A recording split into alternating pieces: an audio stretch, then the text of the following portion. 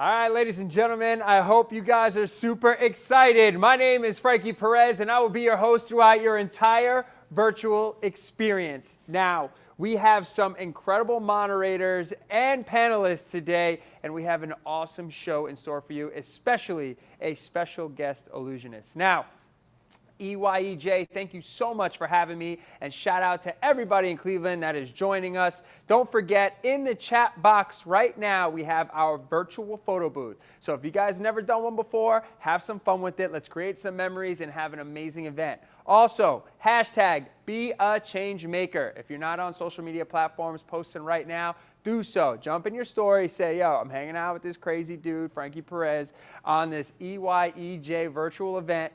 Make sure you hashtag be a change maker. Now, we're super pumped to be here, but right before we get started, we do have some very important people behind the scenes that made this all happen.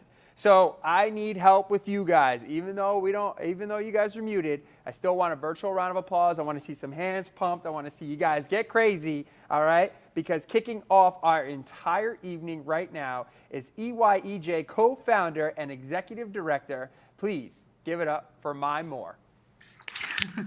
Hey, Mai, how are you? Good, how are you? Hello, everybody. Hello, everybody, and welcome. I want to thank you all for being here together.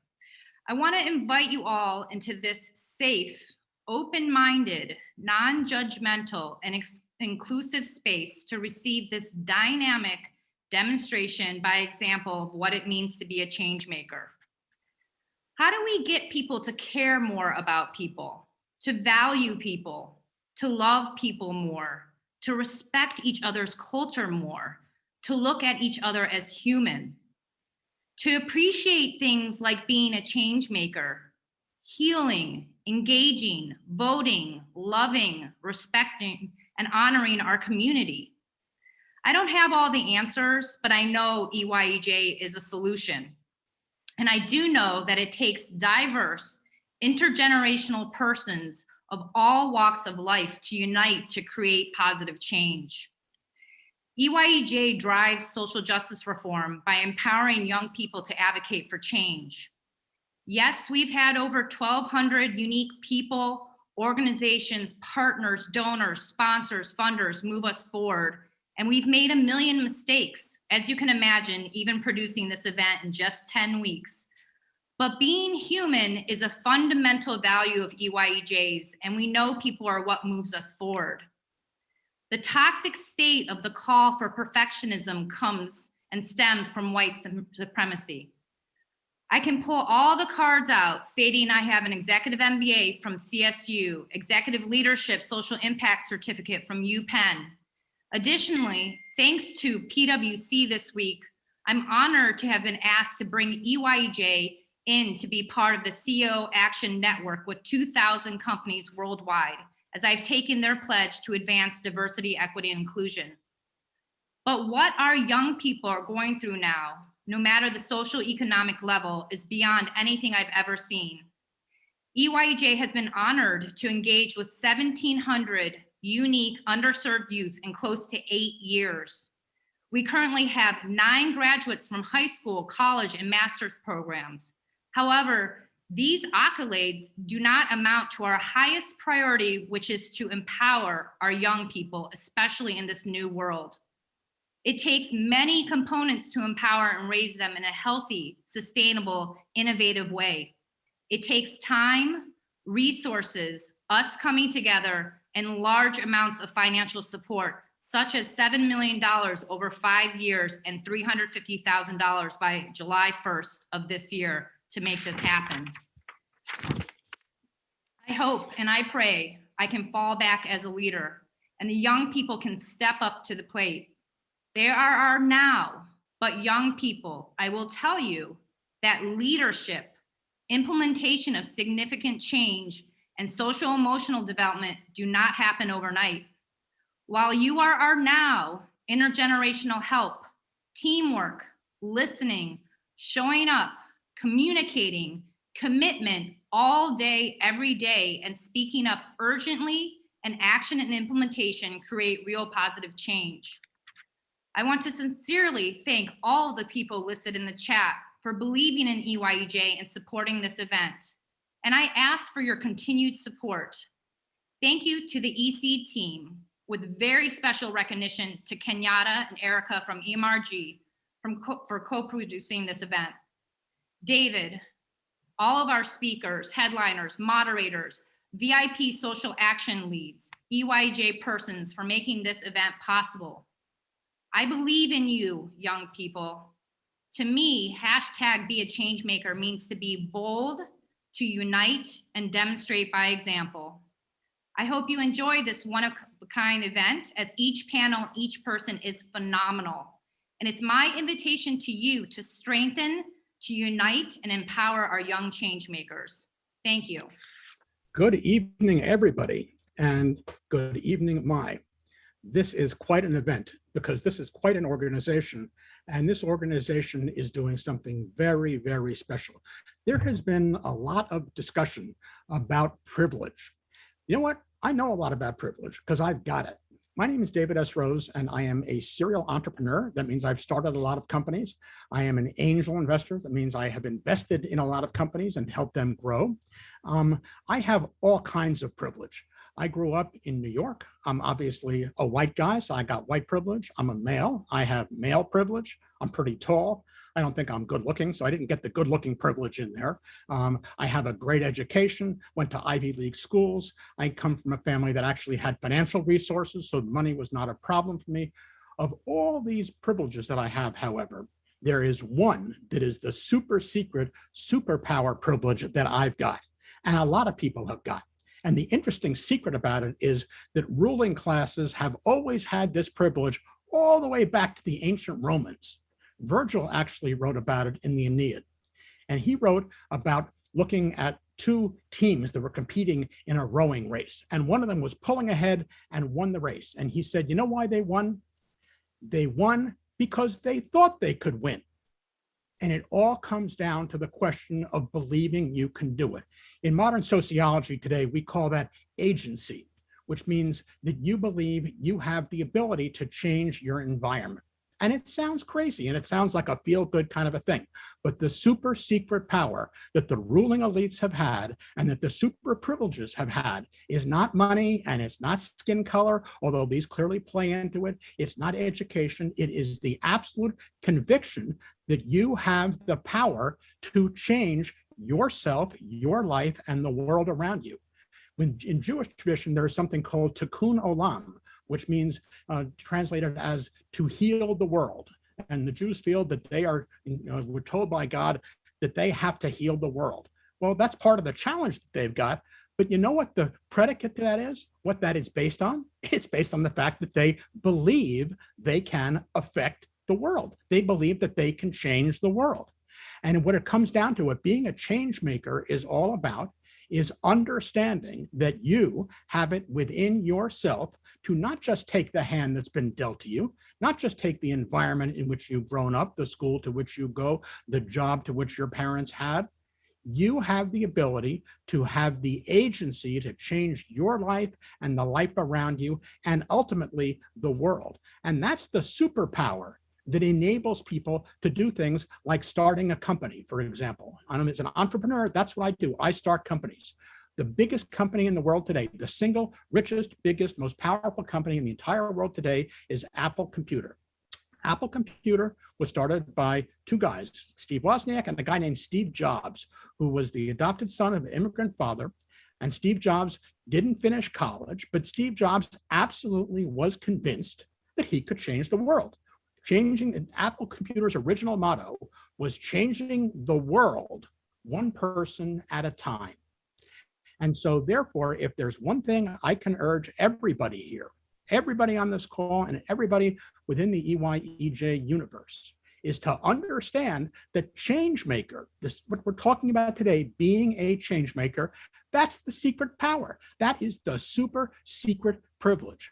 Because once you believe that you have the ability to change, not just yourself to get a good education, to get a good job, to work hard and so on, but you actually, by your actions, can change the entire world. That's how the world gets changed. And that's the super secret superpower. So therefore, let me commend everybody who's involved in EYEJ. I've had the privilege over the last several months of working with a number of classes and a number of schools discussing entrepreneurship, which is what I do, changing the world by starting companies.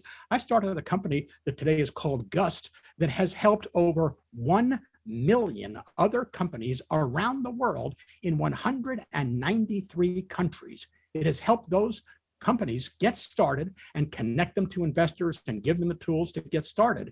And that's me, one person, starting a little company, which had the effect of helping to change 1 million entrepreneurs and founders who are starting companies. So therefore, as you hear the rest of the speakers this evening, the rest of the panels that are discussing this question of privilege, keep in mind that the best privilege you can get, the superpower privilege, is one that is within your control. And that is the power to know that you can control yourself, your life, your city, and your world. Thank you. Have a great evening, and go off and be a change maker. This is David S. Rose.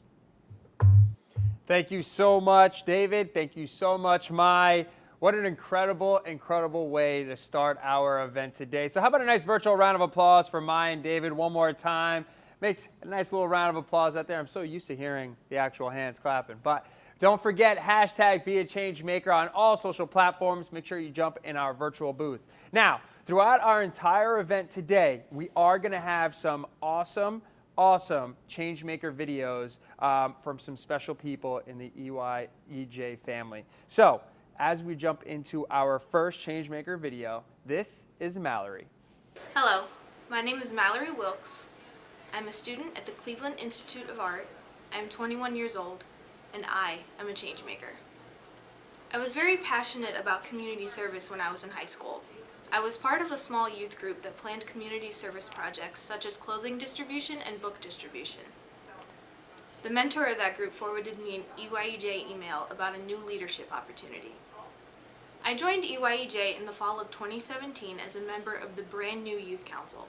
We came together as a group to come up with real policy and social policy solutions to the issues that we and our peers were facing, such as police-youth relationships and toxic stress. I really felt like my voice was heard, and it was empowering to work with people who had the same sense of determination and urgency when it came to these issues. 3.5 years later, we are still working hard to address the current issues that are plaguing our community, such as the digital divide. This is what makes EYEJ so special. EYEJ aided my growth from a concerned teenager to a social justice warrior and a real change maker. Thank you. I love it. I love it. Thank you so much, Mallory. And you're going to hear from 5 more people just like Mallory that have been able to be an amazing change maker. I love it. We're keeping the positivity going. We're helping each other, and we're changing so many lives. Now, let's go right into our first panel, the digital divide. And your moderator that will be hosting the entire panel is Anjali Patel.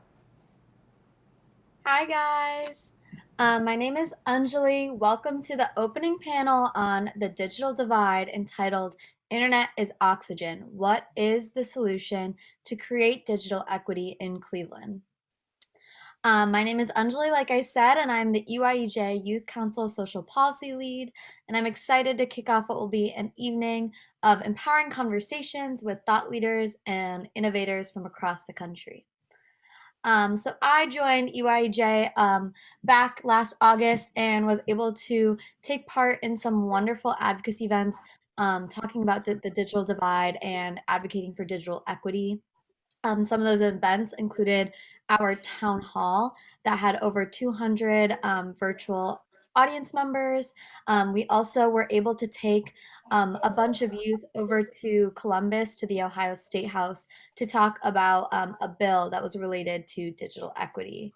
And with all of this, I've had my own Inspired by Youth moment and took my senior capstone for my college at Case Western Reserve University and made it all about the digital divide in Cleveland and about how our youth are impacting it the most.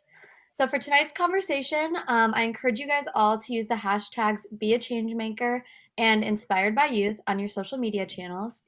Also, be sure to follow us on social media. We're on Facebook, Instagram, Twitter, and LinkedIn. And we want this to be a national conversation. So be sure to share your feedback, questions, and insights over the course of the program. I would like to specifically thank the sponsor of this particular panel, T-Mobile. We thank them for their partnership and support of EYEJ's work. And representing the company to provide remarks is Dr. Keisha Taylor, Senior National Education Administrator. Take it away, Keisha, Dr. Taylor. Thank you. Good afternoon, Dr. Taylor here with T-Mobile. As Anjali so politely said, I head up our education strategy across the country, which means I lead an $10.7 billion initiative to provide student connectivity to students with the greatest need across the country. And as a part of our merger with Sprint, T-Mobile said it would not just be bigger, but better, right? Doubling down on our commitment to doing what's good and what's really right for students. And so as a former teacher and education leader, it really warms my heart to say that T-Mobile is providing free internet access, right? 100 gigs of high-speed internet, a free wireless hotspot, and also at cost laptops and tablets to all eligible student households based on the National School Lunch Program. That means that through a school district, right, a student can access the program directly through T-Mobile, or a student can go into any T-Mobile store and have access to Project 10 Million. You can also access the program online. So you can go to tmobile.com/Project 10 Million and have access immediately by uploading your National School Lunch Program letter, entering in your ID number and an address, and that hotspot will be shipped directly to the student household. So T-Mobile has made a really bold commitment. That internet access will be available on the hotspot for 5 full years. So this is not a one-time commitment where that hotspot will become a paperweight. It really is a deep level partnership with our student community to solve the digital divide. And we're so excited to be a part of this conversation. That is a $500 investment per student household. Thank you so much, Anjali. Thank you so much, Dr. Taylor. So just to summarize a little bit about what we are talking about, for more than 2 decades, efforts to address the digital divide in Cleveland have failed. As we are having this conversation, nearly 40% of homes in Cleveland don't have internet access. That means some people who need to hear this very conversation are unable to access it. The digital divide didn't happen in a day, and it will take more than a day to implement the necessary changes. But where do we begin?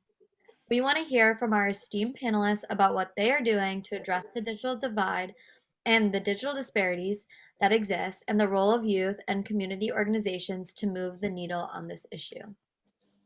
So, introducing our panelists, we have Christopher Bailey, EYEJ Youth Council Core Research Team member, Michael Daniels, Director of Federal Government Relations of Land O'Lakes Incorporated, Charles Marito, Sub-Saharan Africa Government Affairs and Public Policy Director at Google, and we just heard from Dr. Keisha Taylor, Senior National Education Administrator at T-Mobile. So getting into our first question, and kind of an ode to the title of this panel, the phrase "Internet is oxygen" was created by an EYEJ Youth Council member to reflect the necessity of high-speed internet access for all in this country. It impacts our ability to do schoolwork and limits our ability to look for jobs or access telehealth. Why have digital inequities occurred for so long? And now that we know to what extent, now what? Where do we go from here, and who needs to be at the table to advance this work? I can tell you, Good afternoon. Sorry, go ahead, Dr. Taylor. There's a real benefit in, the partnership between private and public, right? When we start talking about major corporations and the corporate social responsibility to support our kids and support our schools to be successful. And that's really major. Another thing that's critical is that we really embrace the efficiencies that came out of the pandemic, right? Now there are so many things you can do virtually that before we had limitations around. And so this is a really great opportunity to say, leveraging those efficiencies, how can we align funding and strategic plans to prioritize student connectivity in a way that can make sure that our babies are successful?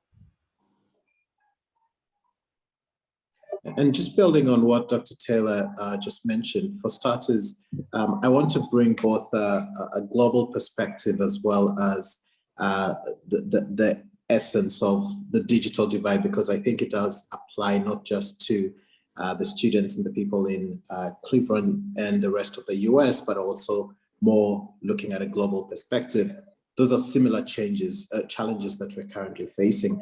And when you think about what the last 18 months or so have brought to the world in terms of the pandemic, you've seen a massive recession that's hit globally and even in the US. And unfortunately, the people who struggle the most are those who have the least.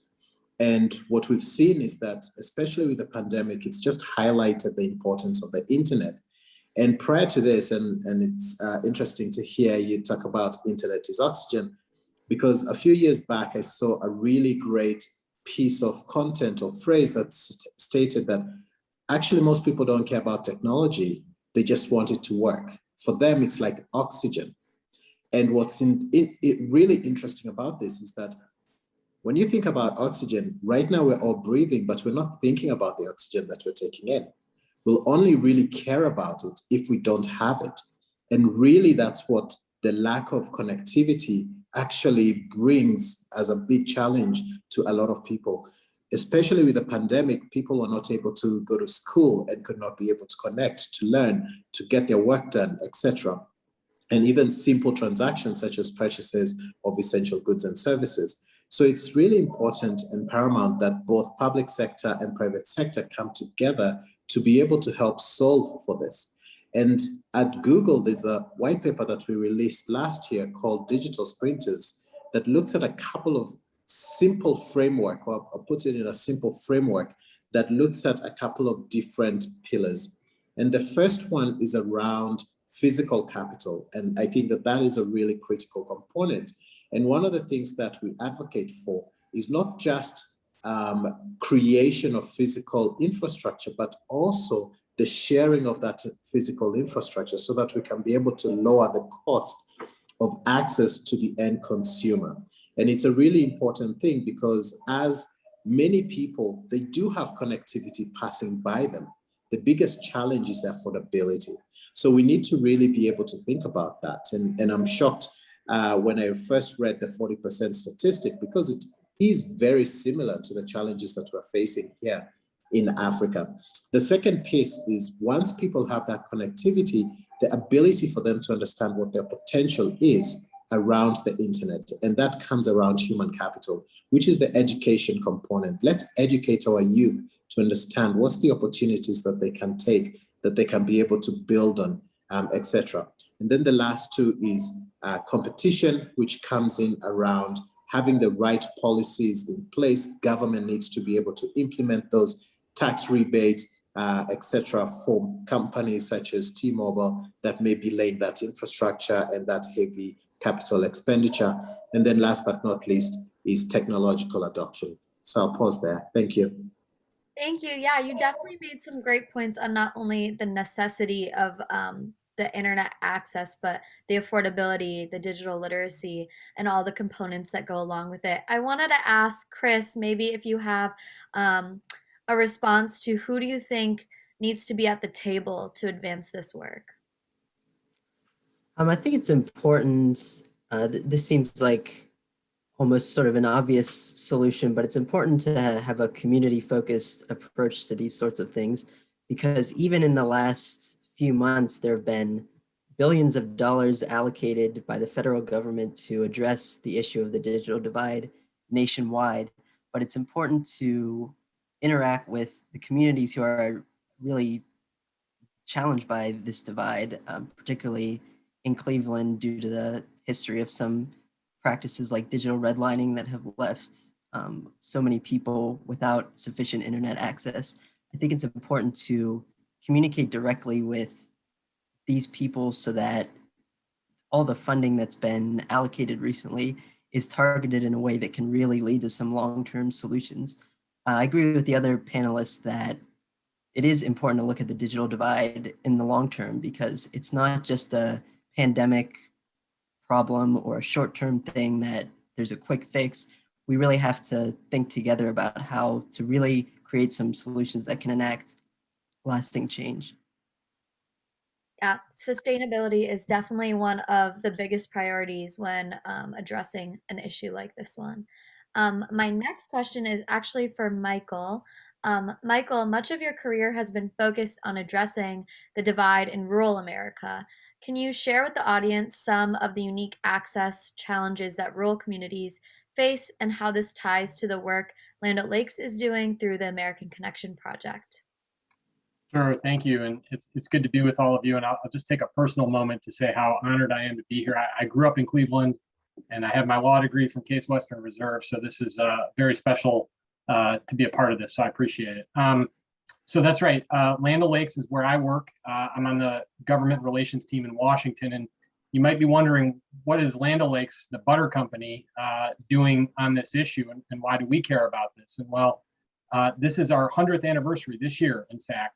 We are a farmer-owned cooperative, which means that the farmers, the dairy farmers that have the dairy farms all around the country are owners in our cooperative, and they live in rural America. We also have members that own ag retail stores that sell feed and fertilizer and crop inputs for farmers. And so all of these places all across rural America have a struggle, much like what we've talked about exists in Cleveland and in other urban centers where there is a lack of access to broadband. Now, the reason for that in many rural places is because if you think of an internet service provider, in a lot of cases, there is not a business case for them to go out and deploy a lot of the capital expenditure it takes to put down the infrastructure in these places, because the population is so dispersed. There's a real lack of density. And so if you only have perhaps a few customers per square mile, fiber, to use one example of a technology, is very expensive. And if you're only recouping a monthly payment from a few customers per square mile, there's just no way to do it. And so to some of the points made by the earlier panelists, there has to be a partnership with the government. And the government has a variety of programs through different agencies, FCC, USDA, that provide support to the providers who can deploy these networks in rural communities. But a lot of it has to do with a very disparate population. We know also, as has been mentioned, this problem exists in urban places too. And perhaps it's not because there's not the infrastructure there, but maybe it's an affordability issue or an adoption issue or a digital literacy issue. And so these are things we have to address. But in rural America, it has a lot to do with the fact that there are very few people in very large spaces. Thank you. Yeah, you mentioned that there's very similar issues in both rural and urban, but very different causes for those. As we know, Cleveland is one of the worst connected large cities in America, actually the worst, according to a report in 2019. So as a follow-up question for you, Michael, and maybe even Dr. Taylor, should the conversations about digital access be separated as rural versus urban, or are there enough similarities that organizations need to come together to fight for better access united? Sure. So I think you mentioned this in the first question, and I'll follow on here. We at Land O'Lakes have organized a coalition of stakeholders called the American Connection Project. We now have over 150 different organizations in this group.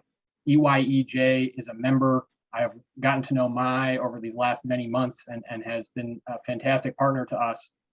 We are focused not only on rural areas, but also on urban areas. Our goal, the mission of our group, is to expand access to broadband to all people that don't have access, no matter where they are. And so we have folks from rural places like Land O'Lakes and others, but also like EYEJ and others that focus on cities. And so, no, I don't think we should separate it. I think the problem exists everywhere. I think that federal funding is needed. I think that we need to improve some of the accuracy of the federal mapping that shows where the broadband is and where it isn't, so that they know where to spend the government dollars.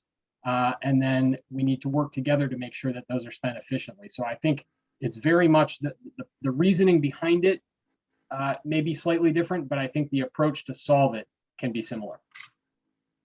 And just to piggyback on that, Michael, of the 2.5 million kids we've served, right, we've connected over 50,000 students right where you are, right in the Cleveland, Ohio area. And with that said, you know, being a telecommunications provider, we assess, you know, what our network can do all the time, right? And the challenges that we see in rural areas, as Michael pointed out, even though those challenges have the same impact on students who just don't have access in areas where there is connectivity, there are some very specific challenges.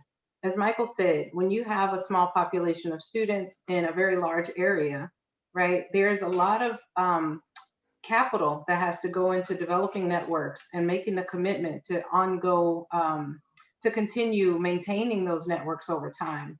And so I think it's a matter of really prioritizing student success across the board, and not only student success, but community success across the board, right? Because we know that having that access to internet, it really does impact our entire student family, our entire community, right? And when you mentioned it in the question, access to telehealth resources and transportation resources and financial assistance resources.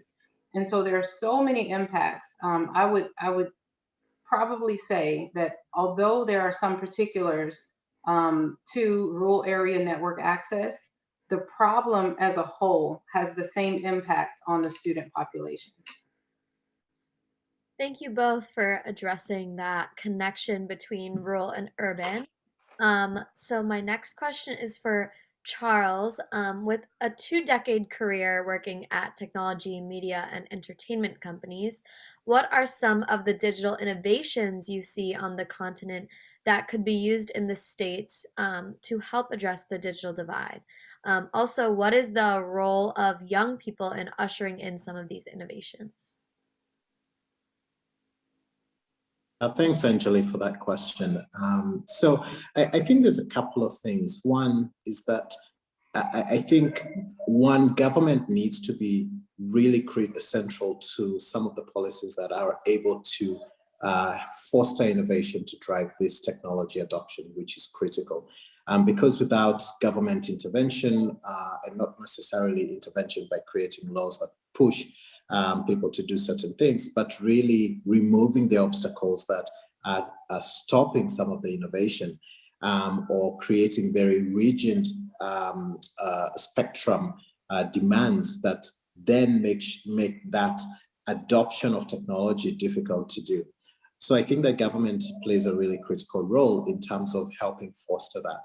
But some of the technology that I have seen, and I think that it's exciting to note, is on the free space optics space. And there's a project that is currently running in Africa that's called Project Tara. And what this does is that it looks at point-to-point laser beams, which are connecting large parts of the continent, whereby you cannot be able to lay the fiber, as both Michael and Dr. Keisha were talking about, especially when it's really rural and you need to be able to connect people in those very spread areas. And so that's one example of things that we need to look at and see how can we be able to scale such projects and ensure that, especially in rural areas, people can be able to get that.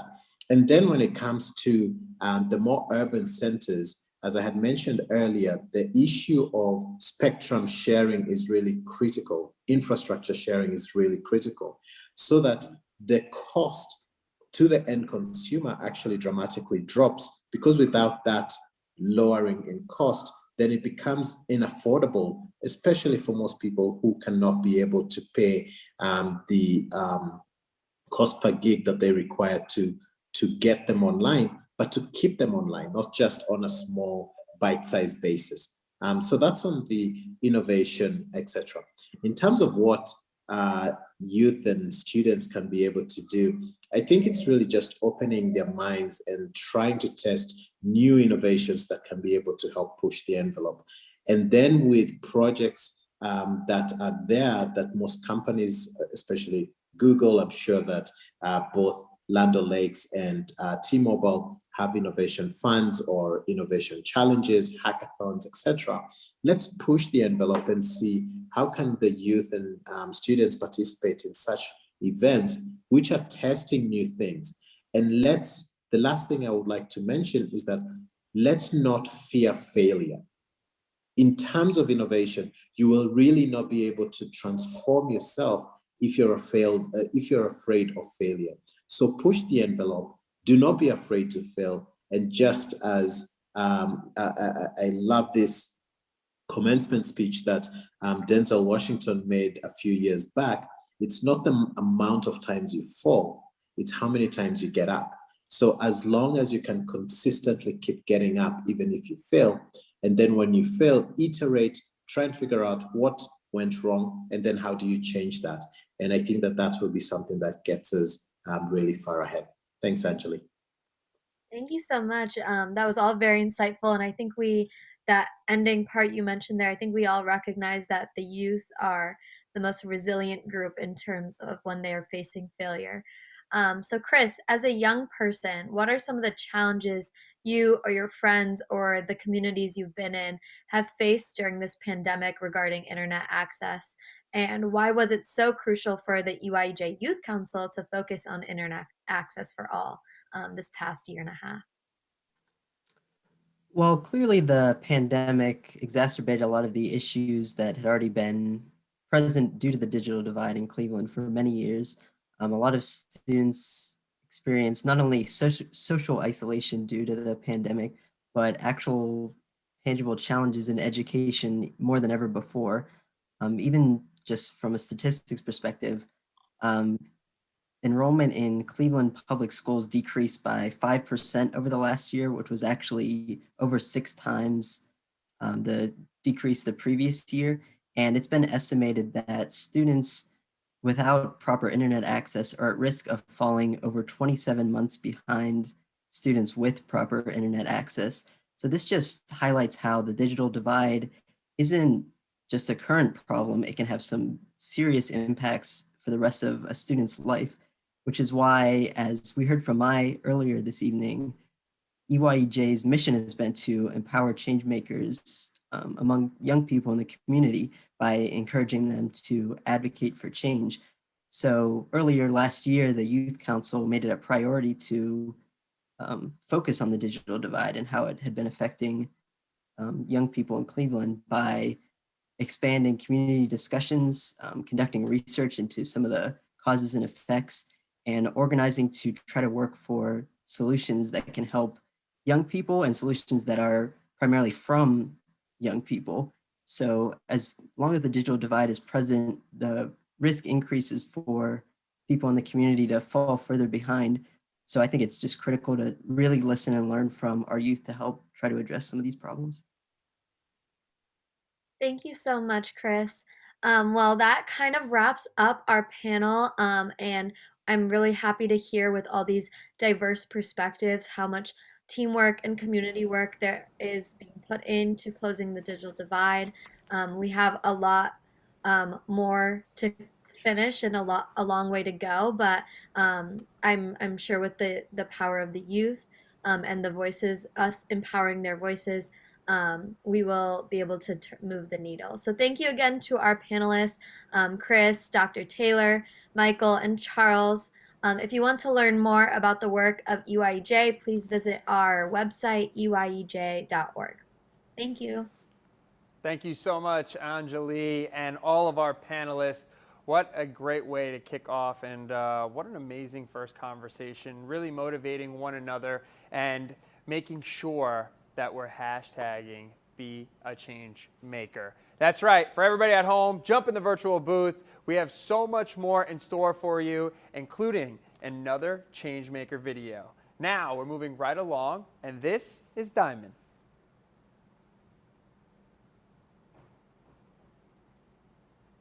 Hi, I am Diamond Bodison. I am a change maker because I seek to be the change I want to see. I spread awareness about issues that I often find out overlooked. Being a change maker or change making itself, it involves empathy, thoughtfulness, collaborative thinking, collaborative teamwork, and taking action, most importantly. Change making involves empathy, collaborative thinking, thoughtfulness, and most importantly, taking action. I possess all of these thanks to EYEJ, Empowering Youth Exploring Justice. EYEJ is all about being bold and talking about the things that often many do not talk about. A social justice organization that helped me speak up, be heard, and take actions against issues that I find and other youth find important today. But most importantly, EYEJ is a safe space for youth to speak out about many things such as the digital divide, toxic stress, um, youth independency, and many more things that we find that affect us youth today. I started with EYEJ while I was in 6th grade through the discussion series, now known as YODJ, Youth Online Discussing Justice. I can truly say that EYEJ helps enhances change makers, if not produce them. In 10th grade, I joined the EYEJ Youth Council team, and now I am an EYEJ Youth Council member team lead, and I am a change maker. Are you? I love it. Thank you so much, Diamond, and thank you for being a change maker. Now we're jumping into our next set of panelists and moderator. So I need a huge virtual round of applause. Please give it up for Miranda Priya. Hi, and welcome to the Criminal Justice Reform panel entitled The Power of Youth Demanding 21st Century Criminal Justice Reform. I am Miranda Priya, and I'm an EYEJ Youth Council member. I've been a member of the Youth Council since the beginning, 2017, and I've worked on many projects. I was a part of a great big city presentation we did back in April of 2018. I've been a part of the virtual town hall we've held last August to basically raise awareness about the digital divide and what we and others could and can be doing. The EYEJ Youth Council has really amplified my voice as well as the voices of others when it comes to making change within our communities and making sure that we are aware. So for the viewing audience, please be sure to follow us on our social media accounts. We are on Facebook, Instagram, Twitter, and LinkedIn. For tonight's conversation, please be sure to use hashtags Be a Changemaker and Inspired by Youth. So to summarize the topic of this discussion, the demanding 21st century criminal justice reform panel is unique because we have a lineup of speakers from across the country. Locations represented on this panel include Mississippi, the DMV, New Jersey, and Ohio. I want to explore what people are doing in their communities to address criminal justice reform, and from a national lens, discuss how we can reimagine the justice system to treat all Americans with dignity. Finally, we will examine the role of today's youth in creating solutions for a more equitable justice system for all. Now, let me introduce the impressive panel of speakers. First, we have Bridget Brennan, the acting U.S. Attorney for the Northern District of Ohio. We have Jean Cobb, CEO of Veloburn Hot Sauce and a construction safety director. We have Gail Muhammad, the president and founder of Women Who Never Give Up Incorporated and the National Network of Justice member. We have Shweta Ramachandran, an undergrad student at Case Western Reserve University and a member of the EYEJ Youth Council Research Core Team. And lastly, but not least, we have Pauline Rogers, the president of Reach Foundation. So to begin with our questions, let's start with Ms. Bridget Brennan, the acting U.S. Attorney for the Northern District of Ohio. You are what some call the chief law enforcement officer for a particular region for those not familiar with your role. So, can you discuss what your work entails and how your work may impact the residents of Ohio? Absolutely. Thank you so much for inviting me to join this really important conversation. I'm happy to be with all of you.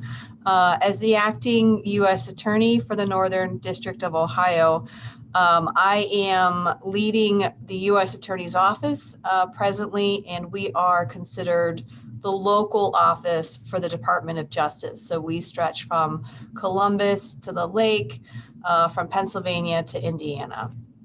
And our work involves, enforcing all federal laws, criminal and civil. And on the criminal side, that can be national security, civil rights, public corruption, white collar offenses, narcotics, and firearms. So we work with the FBI, DEA, ATF, DHS, IRS, a whole host of alphabet agencies. And then on the civil side, we work to pursue causes of action when there is federal program fraud, and also enforce civil rights statutes. And then we also do defensive civil work. So anyone that sues the United States in this district, we would represent and defend the United States in that cause of action. Thank you for that. So this question is open to any of the panelists. The justice system in America is not known for its equity across communities. So how does your office address potential conflicts of interest? What systems are in place to ensure parity has been afforded and how cases are addressed?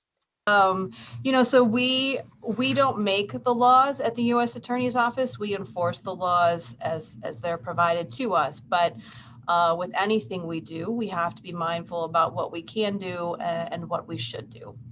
And so we do have what's called prosecutorial discretion, and we encourage prosecutors to be mindful about what the charges they're bringing, whether or not the charges are appropriate for federal court, whether or not they can be resolved in state court.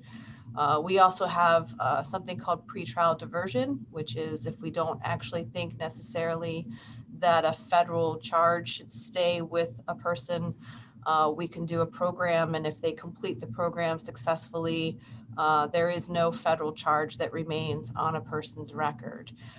So we try to be, very mindful about what we're doing. We certainly have a public safety component. We take that very seriously, but it's not a hammer and a nail. We're not the hammer and every person isn't a nail, right? We want to be very mindful about enforcement actions, but we also are very mindful about prevention and reentry.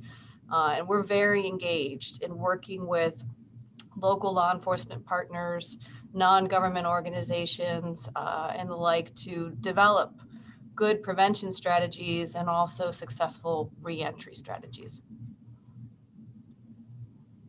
Okay, I'll thank you chime for in that.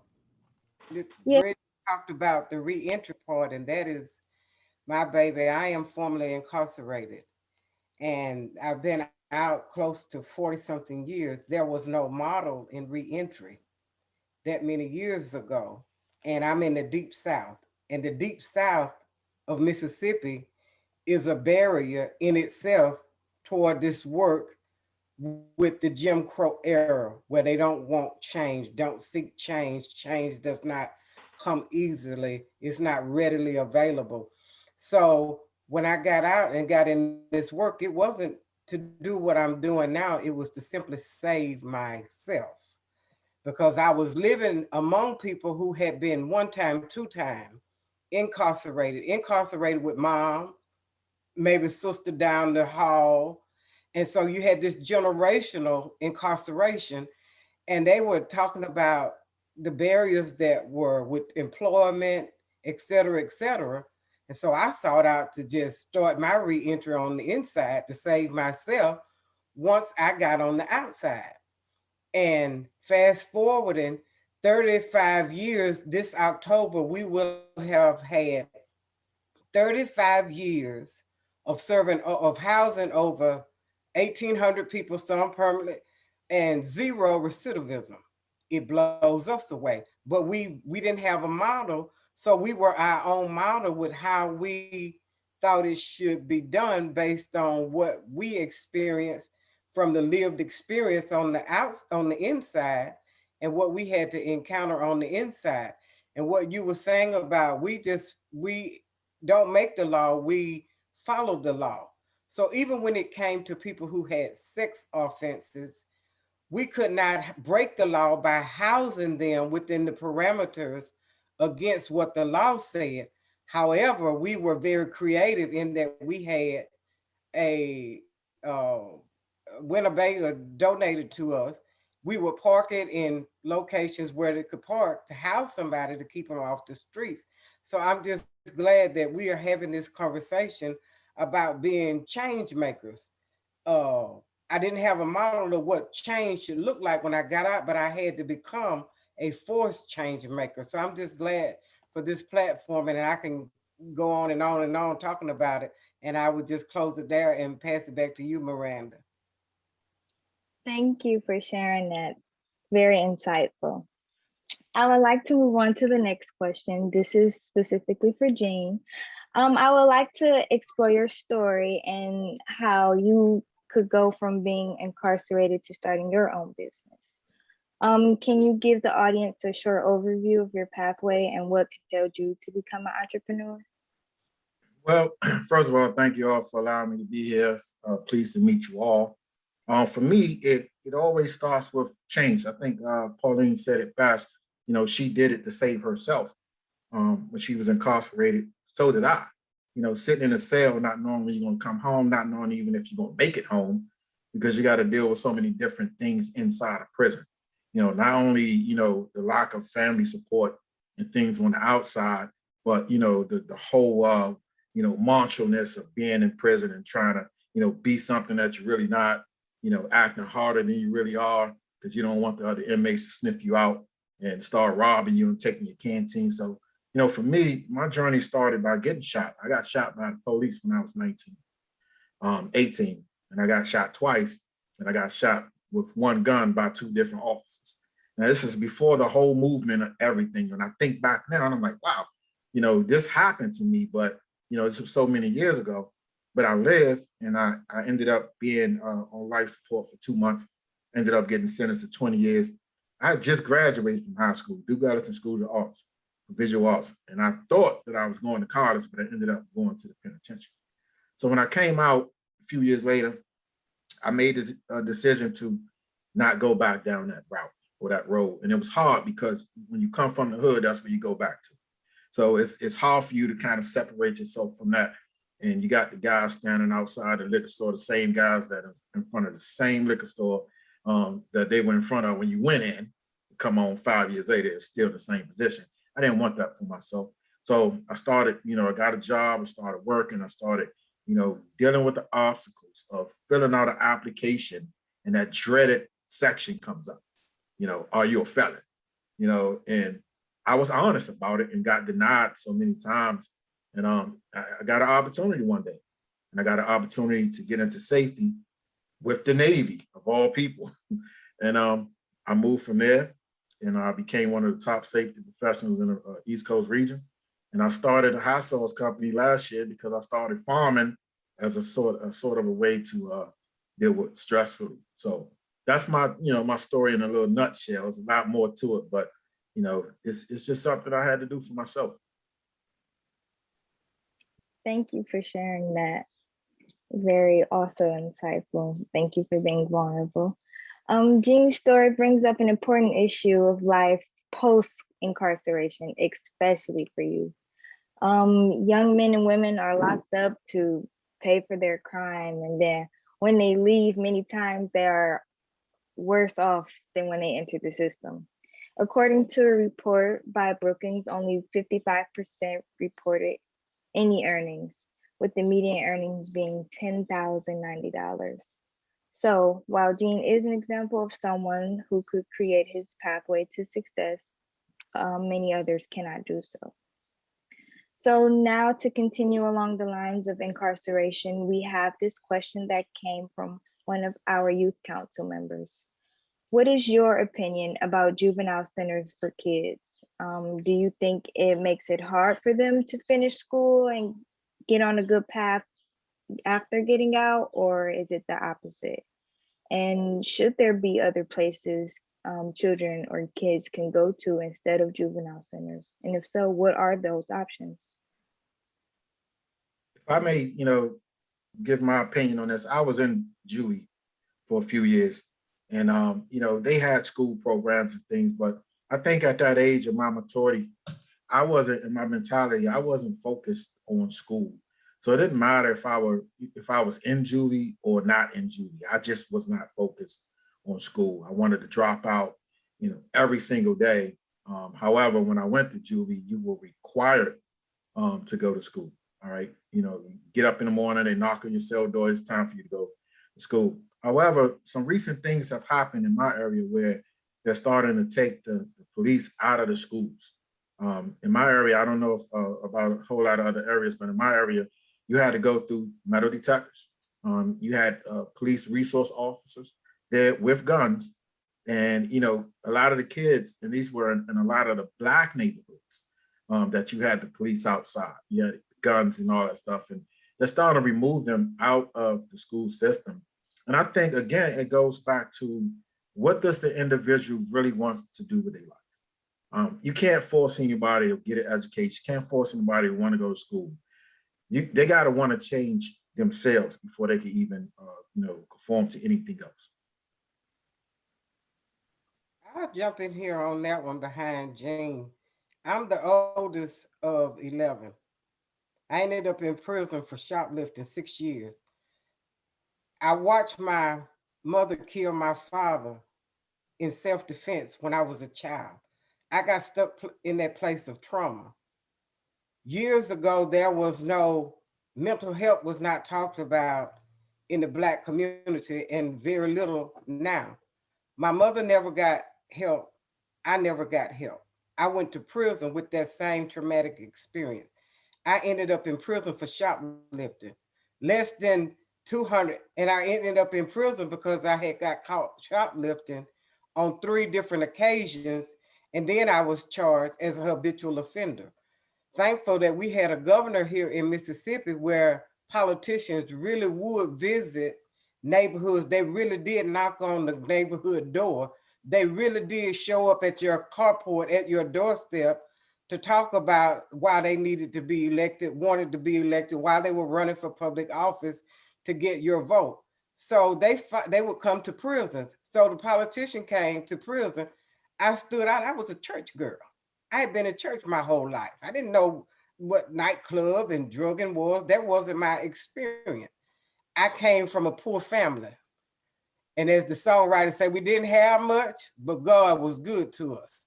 And so that was my experience growing up. So shoplifting landed me in prison for 6 years. The governor got there and said, what is her story? They investigated and said, look, we shouldn't have sent her to prison. So I did half of the time that I was sentenced to. But when I was there, I could not forget what I saw.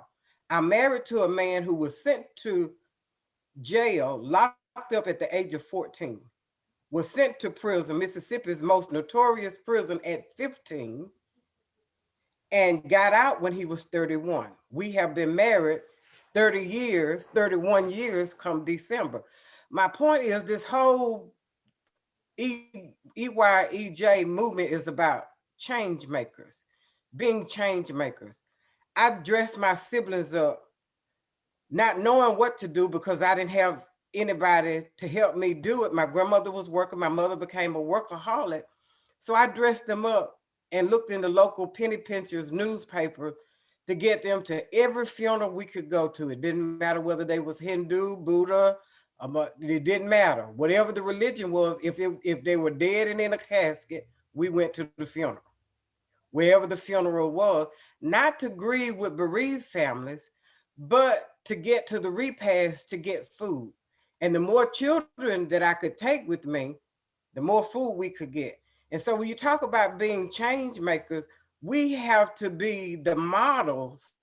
Everybody in America wants to be the model, the beauty queen going. We have to be the models of change on the runway. And then we have to listen to these young people. They have more to say than we allow them. What is happening that I see that parents are relinquishing their position to these children who have this innate nature in them to deal with technology and deal with gadgets and stuff that they know nothing about, never had it. They just bought this new cell phone. They just birthed this child 3 years ago. And this child 3 years ago know more than I know it. And I've been here 63 years. And parents are relinquishing the position of parenting to these young people who are smart. And so they just need to get the baton, the resources to be able to do what it is that's really in them to do without the parent relinquishing the position of them doing what they need to do. So when you talk about being a change maker, for me, is find a problem and solve it. That's what being a change maker is. And the world is full of problems for these young people to solve. And that's what being a change maker is to me, finding problems and solving them. I think it's great. I If I definitely could say agree. this before we move on, I think it's great, especially because we have Bridget in the room, and she's going to be a powerful force, and we need more people like her that's working, on that side of the fence, to understand that, a lot of times, I mean, a majority of the time, when it comes to prison reform or criminal justice reform, we got to understand what the system is. We got to understand what mass incarceration was. You gotta understand, I could never understand for the life of me why when I got locked up, I lost my voting rights. I didn't commit voting fraud or anything like that. So, and then you gotta understand the powers that be, this system is manipulated by them. And then they send us back out, and say, hey, you better get a job or you better do this. But then when I go try to get a job, I can't because I'm a felon. So it's very difficult. And I'm not saying anybody should get excused for what they've done to get in trouble. But we got to understand some of the reasons why they in that position. And some prosecutors, and I don't think Bridget's that way, I hope not. But some prosecutors, they don't care about the person. They just care about getting a conviction. They don't care if you've been a good person for 15 years. You make one mistake as a felon, they're gonna try to throw the book at you just because you made a mistake 18 years ago. And stuff like that has to stop. I definitely agree. It's time for change. So representing the youth's voice on this panel, Shweta, where can society do better to overhaul this justice system? Like, what is it? Is it in the relationships between youth and law enforcement or rehabilitation of incarcerated individuals? Like, how can young people in Cleveland talk about this? Thank you for that question. I come from a background of privilege. I grew up in a suburb of Kansas City in a really nice part. And over there, we call it a bubble. And in my high school, I went over to Kansas City, Missouri, and some of the underserved youth, and I helped them in summer programs to learn to read. And I saw how intelligent all of them were and how eager they were all to learn. And I got really close with a lot of them. And I learned that some of them would sleep in class because they had to take care of their young siblings, and as Pauline had said, and some of them had parents who were in and out of jail, and some of them had almost, none of them had lost hope, but some of them were really fearful of what their future would look like. And that's because of the fact that they were always living in fear of getting in trouble with the justice system. And after talking with some people on the youth council and some of my peers around me who have grown up in these environments, and after reading various accounts online, I've realized that really to reform the justice system means to erase a system that oppresses certain groups, especially people of color. And we really need to rebuild it. We need to see that serving justice means to help rehabilitate people and help them realize the positive contribution that they can make in society. And sometimes people are lost, sometimes they make mistakes, and the point is not to lock them up and keep them accountable for their mistake forever. It's to help them become a different person and to show them how they can be and to guide them to find their interests in what they want to do and how they can help other people and society in their lives. So that's what I really think rehabilitation means. And I also think it has to deal with rebuilding the police-youth relationships. Miranda here was telling me how you have communities, police officers from suburban communities of Cleveland that will come and monitor the areas of East Cleveland, and they'll do it in good faith of keeping the place safe, but it's without understanding the fact that there's a whole community, there's a whole people. And to really help keep a neighborhood safe, you really need to know the people, you need to know the community. And it's about really building that relationship, fostering a sense of, yes, we're here to keep you safe, really. We're not here to make you scared. We're not here to constantly bash every single move that you're doing. And we're really here to help you and to keep you safe. And that's another point that I think is really important, is to focus on the relationship between the youth and the law enforcement. Something that I really feel that young people in Cleveland talk about the subject. I think it's important to have panels like these. I think it's important to let the youth voice their opinions. You know, we have our own minds, and we're even though we're young, we have our opinions, we have our own experiences. We've formed these primitive yet so important views on life and how we see everything. And in order to really rebuild the justice system, it's important to let us speak up about this, and let the youth who have experienced so much speak up. Give them platforms, give them validation.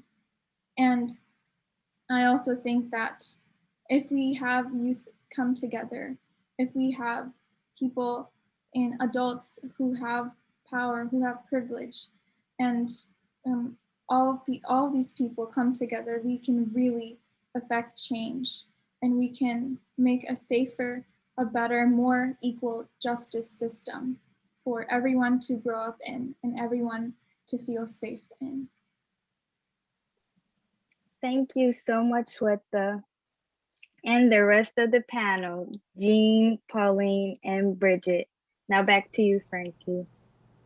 Thank you so much, Miranda, and thank you to the entire panel. What a great, great discussion right there with our criminal justice reform. Now, as we all know, the virtual booth is officially live. It's been live. I hope you guys are having so much fun with it, and hashtagging Be a Change Maker. Now, as we are all change makers, we are all staying positive, pushing each other, being there for each other, and supporting one another. We are going right into another Changemaker video, and here is Mai. EYEJ empowers young advocates for change.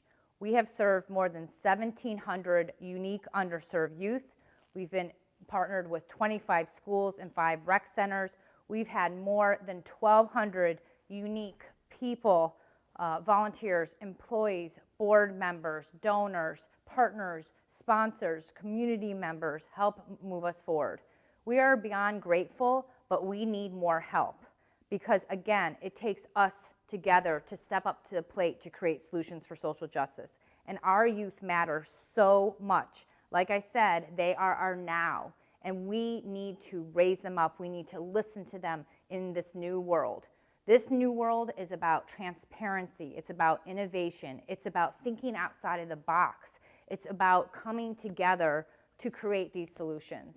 So again, I am thankful that you have come to this event and been part of it. It is about all of us together that moves and helps and empowers our young advocates for change. Thank you. Thank you so much, Mai. Now let's jump right into our next panel talking about politics. And our moderator of the evening is Amrutha Yarlagadda. Nice virtual round of applause, and let's bring her right to the stage. Amrutha, how are you? Good, how are you? I am fantastic. The floor is yours.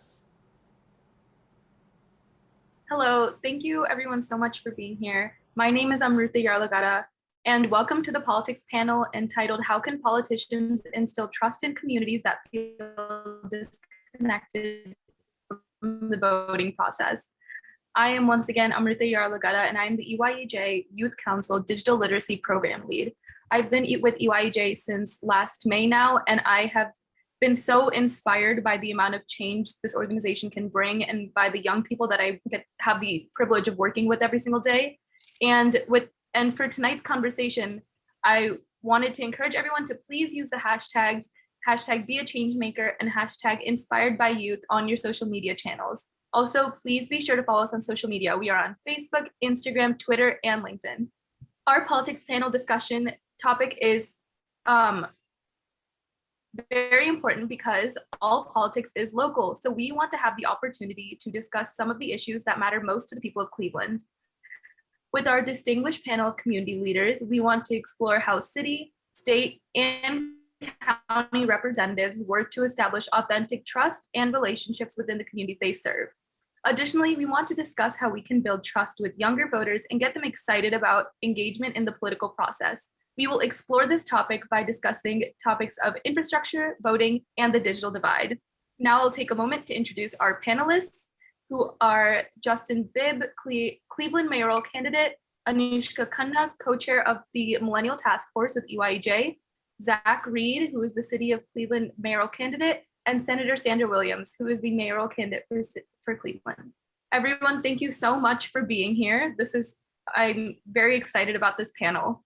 I wanted to kick us off because we are talking about empowering young people and empowering change makers with our first question that goes out to everyone. Our first question that I'd like to pose is, how are you working to build bridges with young people under 25 regarding getting engaged in local politics? How can they be local change makers enacting sustainable change for the issues impacting their lives?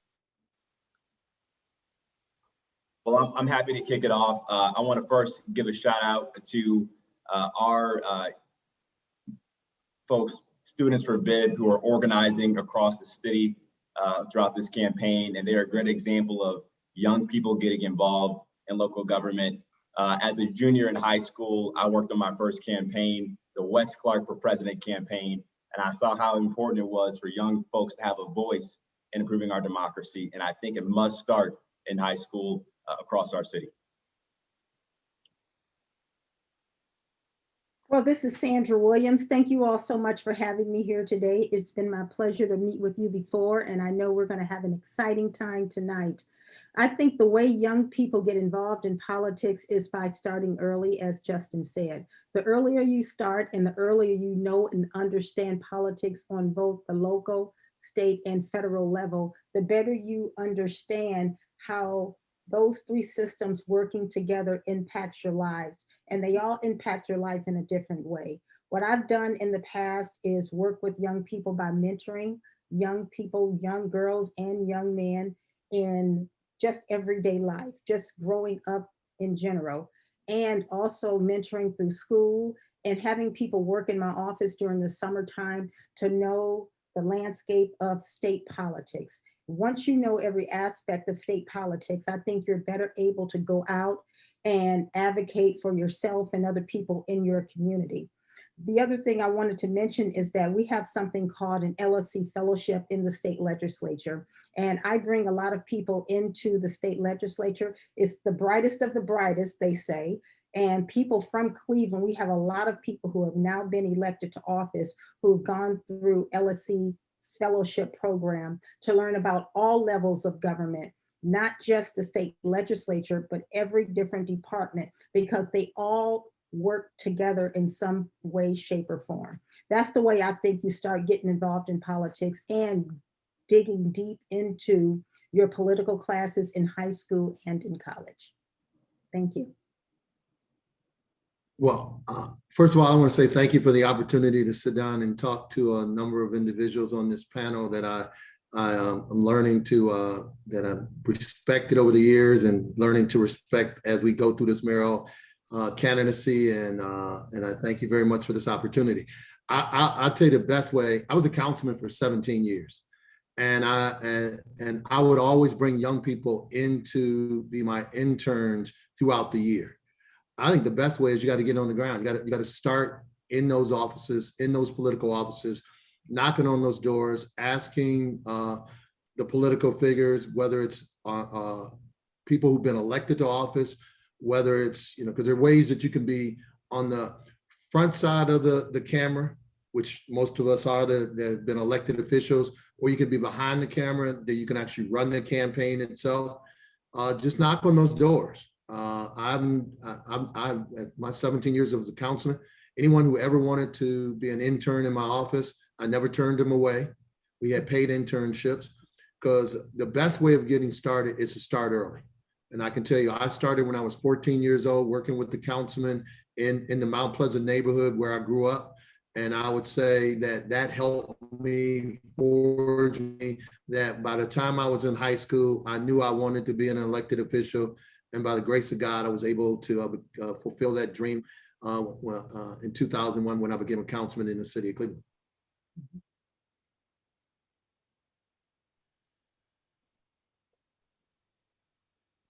Thank you so much for sharing. I think it is very important what's been mentioned about starting early and also interacting with youth directly very early on. Any interactions can be so influential. And this does lead me to my next question that I'd like to first pose to Mr. Bibb, which is Cleveland is expected to receive $511 million from the American Rescue Plan Act. For the mayoral candidates, can you share with the audience your vision of how the money can best serve Cleveland and precisely how the funds can be leveraged to benefit our young people under 25? Absolutely. This is a once in a generational opportunity for our city to make some big, bold investments to really tackle some of the structural issues facing our community, from eradicating the digital divide to finally making sure that no home in the city of Cleveland is affected by the lead paint crisis, but also ensuring that we can finally bring some real investment to the forgotten neighborhoods of our city, like the Southeast Side and the Mount Pleasant neighborhood where I was born and raised. But the first thing I would say is that the residents of the city of Cleveland should have a large say in how those dollars are spent.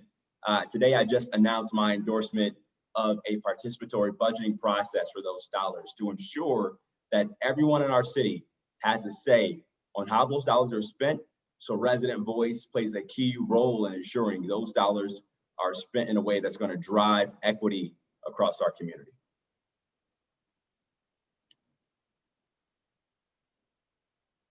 And Anushka, also, do you happen to have any thoughts on this question? Yeah, so as everyone has reiterated many times, like it's definitely a misconception that you have to start at the age of 18 or when you're finally eligible to vote, that's when you start educating yourself. So I'm 21 and I just voted in my first presidential election just this past November. And prior to joining EYEJ, thank you. Prior to joining EYEJ, I didn't know the importance of local elections, really researching the people that are affecting our daily changes, whether it's security on campus, everything that's going on around you. It's really at the local level, not even, at the presidential level. So making that more important, I think, is very crucial. And I was going to say a big thing or a big part of it is also getting your families involved. So by having those discussions now in my family household, my brother who's younger, he's not of age to vote yet. We're able to, talk about these topics. So when he is ready, like he'll also be engaged in the local politics as well. And so I think that's a very grassroots initiative. And these money that Justin Bibb just mentioned, all of that will go towards supporting the local community, especially city of Cleveland and other urban communities that aren't very represented. I'd love to open up this question to the other candidates as well, and everyone else who has a response to this. Sure. Well, this is Senator Williams. I think that we have our fair share of things that we can spend the $540 some odd million on.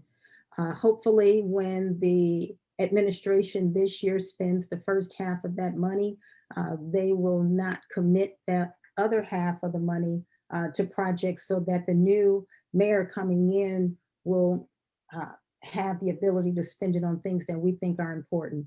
I agree with Justin that the digital divide is something that we should definitely be looking into.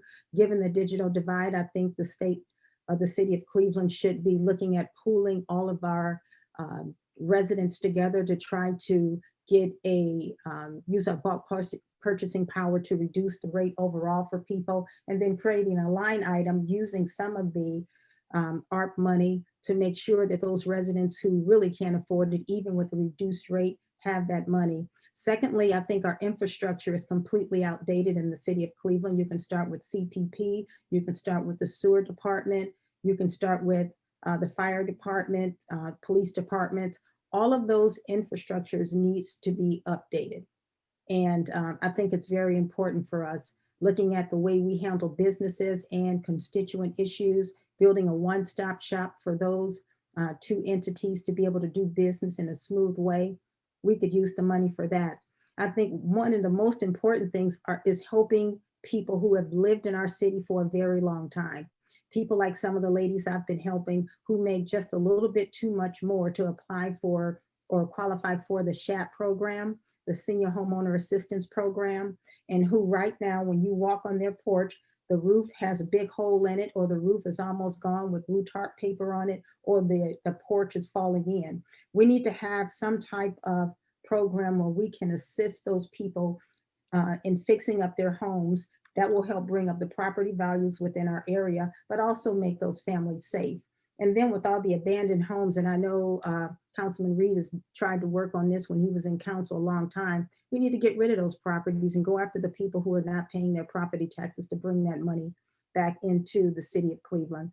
And I would say finally, since we're talking about youth unemployment, so we can start talking about 16-year-olds on up to a certain age group. But we have over 6,000 people who apply for summer jobs every year. They only fill about 1,500 of those jobs because we don't have that money. If we want people to be prepared for the workforce on day one from high school, or just improving their skills while they're in school, we need to get those students prepared. And the best way to do that is for them to get some skills on the job. So we could spend it on a whole lot. I have a lot of things I'd like to do, but I think those are very important. Thanks. Well, I would say, the city of Cleveland does a damn good job of investing in buildings and roads and bridges and things. If I had the opportunity to spend that money, I would be investing in people. For far too long, the city of Cleveland has not invested in people, and we have not invested in young people. When I was in school, I was the president of the greatest high school in the history of high schools, John F. Kennedy High School, located in the Lee Harvard neighborhood. And I would say that, it was the year before busing, and we had a citywide city council that literally went to the Board of Education, and sat down with the leadership and talked about ways that when busing started the next year, how could we work together, whether you lived in the Mount Pleasant neighborhood, whether you live in the West Park neighborhood, whether you were going to go to John Marshall, whatever it may be. I think what we need to be doing is investing in youth programming. When I was a councilman, I gave a lot of money to the Boys and Girls Club. I think that we need to have a youth city council. There's no reason in the world why we can't take that money and have a youth city council. If we had a youth city council, then we wouldn't have to be talking about how they want to spend the money. They would sit down with the leadership in city council, because they would be a legitimate city council, and to be able to work with the leadership at City Hall to be able to say, these are the things from a young person's standpoint that we believe we need in our wards, in our communities, in our neighborhoods to help these neighborhoods grow and prosper. So it's about sitting at the table, working with the people at the table, bringing a partnership, bringing transparency to the table. And that's how I would look to see that how we would spend that money, by investing in people and investing in youth programming.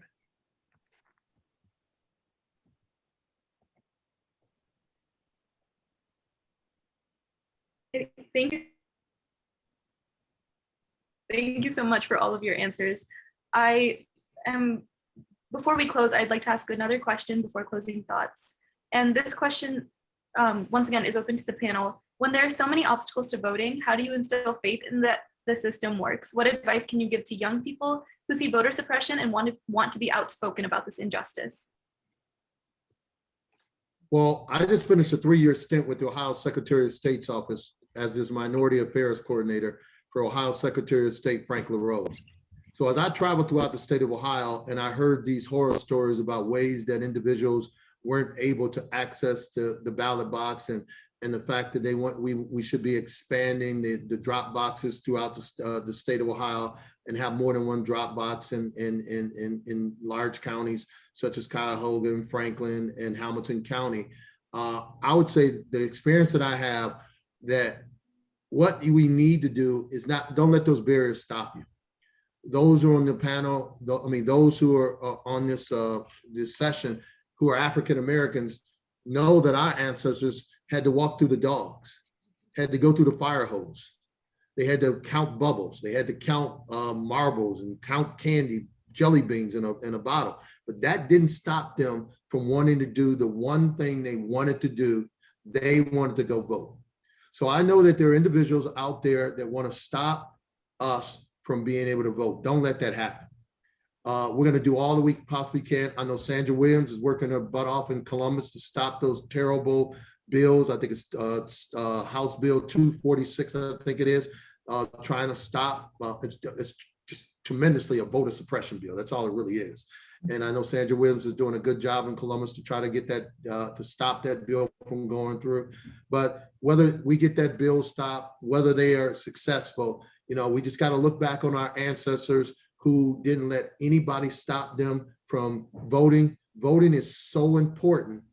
So don't let anybody put obstacles or barriers in your way. Keep pushing, keep moving forward, keep doing those things to exercise your right to vote. Well, as mayor of the city of Cleveland, of course, the state legislature controls a lot of our voting laws in the state of Ohio, as well as the federal government, but really closer to the state legislature. I would definitely, as mayor, continue to advocate with advocacy groups within our region and across the state to make sure that residents know and understand what type of laws are being proposed that could hinder your right to vote. I remember when I first started in politics, and Jimmy DeMora used to actually send out an absentee ballot request form to every registered Democrat in the city of Cleveland or Cuyahoga County. And that really energized a lot of people, because people knew an election was coming up. People knew who was on the ballot, and the party did an excellent job. When I was a staffer, a legislative aide in the legislature, one of the things the majority party said was, you know what? It is unfair that Cuyahoga County has so much money that they can afford to pay to send an absentee ballot request form to every voter and pay for it to be mailed back. So you know what they did? They stopped it through state law. So I say all that to say is that many of the laws that are hindering us from voting on a regular basis or stopping the hours that we're voting, like Senate House Bill 294, start at the legislature. When people know and understand the rules of the game, what we generally do is trump local government and we change the rules. What's going on right now with House Bill 294? Number one, they don't want you voting on Monday before the election. Why? Because it's one of the highest voter turnout days for early voting. Nikki Antonio and I had a bill to expand the number of drop boxes. They want to actually limit the drop boxes 10 days before the actual election. Think about it. So you only have a certain number of hours, and then we're going to limit it to one, and then make sure you can't drop your absentee ballot off 10 days prior. The other thing is cutting off the date that you can ask for mail-in absentee ballot.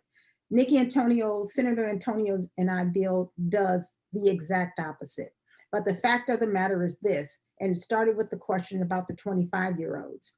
If you don't vote, you do not get the people in office who feel the way you do and will advocate for the policies that you believe in.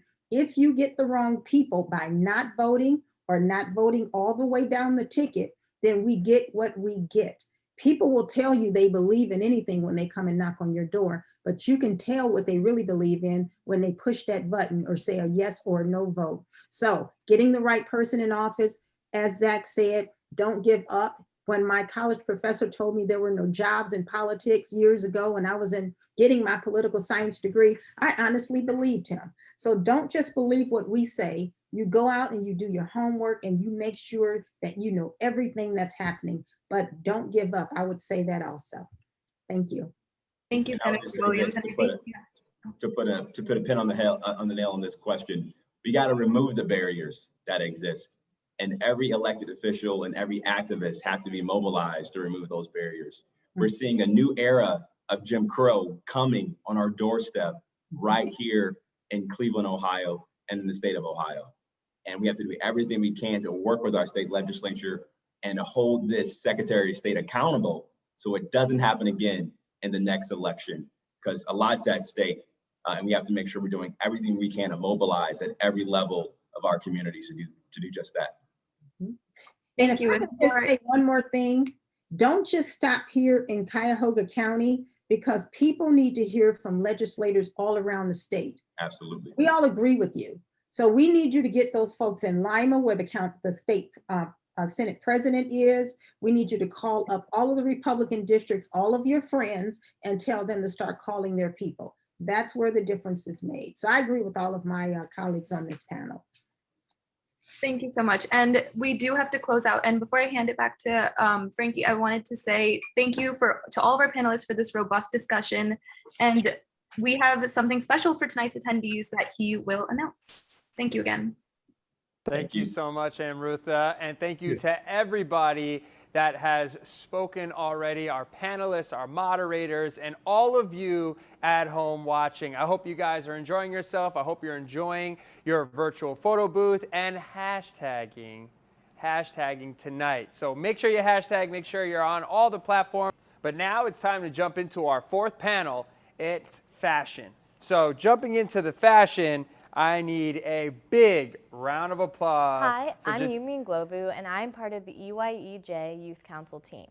For me, being a change maker is acknowledging my privilege and acknowledging the situation that I'm in, as well as listening to those who usually don't have a platform or a voice, and from there creating tangible change as well as conversation in our society. EYEJ does a great job with this because they acknowledge the position that people are in, and from there create policy and change in a diverse environment in which they can feel comfortable to discuss these issues and create policy from there. EYEJ has grown over the years because they've always been focused on policy, but as we're growing bigger and bigger, we've created a larger realm of influence and diverse environment in which people can discuss and create policy from those issues. And it's going to take you to create that change. Thank you so much, Yumi. We really appreciate it. These Changemaker videos just get better and better. But now let's jump into our fourth panel, fashion, all right? And our moderator, I need a virtual round of applause as he makes his way up here. How about giving it up for Jatisna Sabasani? Welcome to the fashion panel. The fashion panel is entitled Sneakerheads Unite, Celebrating Fashion, Art, Advocacy in the Fashion Industry. I'm Josna Sabasani, and I am the EYEJ Youth Council Policy Lead. My team in particular focuses on designing policies surrounding the digital literacy divide. currently we're working on designing and advocating for improvements in the digital literacy education, especially in the Cleveland area. As Yumi perfectly said, and I can definitely concur and say, EYEJ has facilitated an environment and gave the resources to construct intricate policies in order to address vital issues such as the digital divide.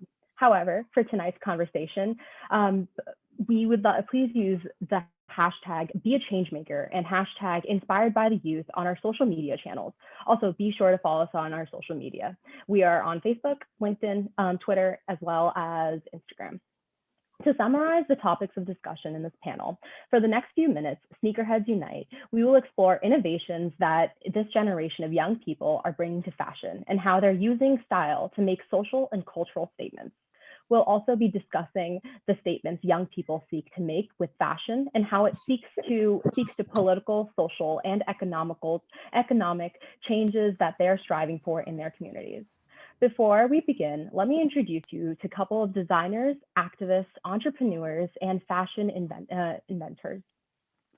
In the panel, we have Javon, an artist, educator, and child book illustrator, as well as Mr. Cadwell, Senior Director of Lifestyle Footwear and Apparel for Foot Locker and Inc., Treya Gray, artist, digital entrepreneur, as well as EYEJ Youth Changemaker.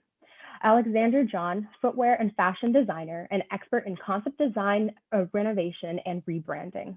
And Hannah, CEO of and co-founder for Fashion for All Foundation. While it's not new that the fashion industry still has ways to go to create greater diversity in its outward facing work, models, brand spokespersons, and etc., the behind the scenes and the C-suite, photographers, designers, and more, I want to take a conversation to celebrate how you and your organizations are moving forward the needle and how we can empower young people to continue the change moving forward. I'll begin with the 6 questions that I have on deck. The first question is, it's important to create a community of advocates and mentors to help you throughout the process within any business. As a panel full of Ohio natives, you understand the importance of seeing people that look like you and having support to achieve your dreams. What advice do you have for young people looking to be a hashtag change maker in the fashion industry? And how can they tap into the community that will support them to be completing their aspirations? We can just go in order. Treya, would you like to start off first? Hi. I'm sorry, can you repeat the questions? I was listening, but. Yeah, of course. So basically the question is, what advice do you have for young people looking to be the hashtag changemaker in the fashion industry? And how can they tap into their community that will support them in their aspirations? Okay, so to be a change maker within the fashion community, I feel like, because me personally, I wanted to create fashion for people. Like my strive is generational trauma, basically, because I feel like that's the root to like every problem in the world. But I feel like putting out clothing or putting out something in general, like art, that basically it's the idea of what you're trying to change, I guess you could say. And I'm sorry, I'm having anxiety. Like really bad. But I basically feel like putting a piece of art out there that you feel like in general is putting the message out there that you're trying to relay is important. I feel like that's the meaning of art, because you already said it, like I'm an artist, so I really strive for people to push things out. Like being an artist in general for me is like I'm able to express myself without expressing myself, because I have a hard time communicating. So you should be able to talk to people without having to talk to people in a way, and that's what fashion does for people. And I feel like the community, it'll help with the community, because what you wear obviously is what people are going to see, and that's how you're expressing yourself. So like people have like customized shoes or customized shirts and stuff like that. Me personally, I wanted to start a clothing brand that was revolved around spirituality, because that's just what I believe in a way. So like pushing healing and being able to let people know that they're able to heal themselves regardless of anything that's going on. Like, yeah, because the generational trauma leads into multiple different things, especially like I could go all the way back with discrimination. It affects people in the households now, which affects people in different ways. Like it affects the parents because they teach a different way, and then the generation comes after them and they carry on that legacy that was traumatic before that, and they don't actually know how to change that. So putting forth a clothing brand for me that is healing people is just pushing my message. So yeah. Thank you so much, Shreya. That was amazing. And Javon, I saw that you raised your hand. Would you like to add anything? Oh no, I was just clapping. And my name is Oh, sorry, I didn't see that. But I mean, now that we're on you, would you like to add anything about this question? Yeah. I think fashion is something that gives everybody an opportunity to express themselves, no matter who they are, and it's been used as a tool this past year, especially with the death of George Floyd. You know, I ultimately see the Black Lives Matter movement as more of a as an art movement. Mainly because I've seen all around the country that murals went up and different people went about expressing themselves differently. I even took it upon myself to, when quarantine hit, I was just going to focus on drawing, and that was going to be my form of protest. I drew a picture of Jacob Blake after he got shot. I did a really cool sketch of him. But just really trying to tap in with others that are feeling trauma or maybe going through some stuff, or really just expressing my pain and frustration in a way that doesn't cause me to get shot by pellet guns in the street, But I think everybody got their own way of doing things, and fashion is one that is like very multifaceted. You can come at it from any angle, from a corporate angle. You can be on a retail level. You can be on the customization level. You can be on the social change level. A lot of different brands, with the help of HANA and Fashion for All Foundation, have introduced new diversity and inclusion policies. So there's a lot of change that comes along with fashion. So to be a change maker, I think you have to, one, just be about something and care about something and put that passion forth. I agree. Thank you so much for your answer. Hannah, would you like to add anything? Yeah, just really quick. My name is pronounced Hannah for everybody. Thanks, Giovanni. I really appreciate what you said, and even to what Treya said, just to add on to her point, which she communicated so beautifully. I think art, is the most, a true artist, that's the most honest part of yourself. And to be a change maker, you should show up in your authenticity every day. And so what Treya said when she spoke to letting your work speak for yourself, for those who aren't comfortable, everybody's not an activist. Everybody isn't really loud and, in your face and bold, and that's okay. You could protest, like Giovanni said, in several different ways. You could show up in several different ways. And to Treya's point, your work should be able to speak for itself.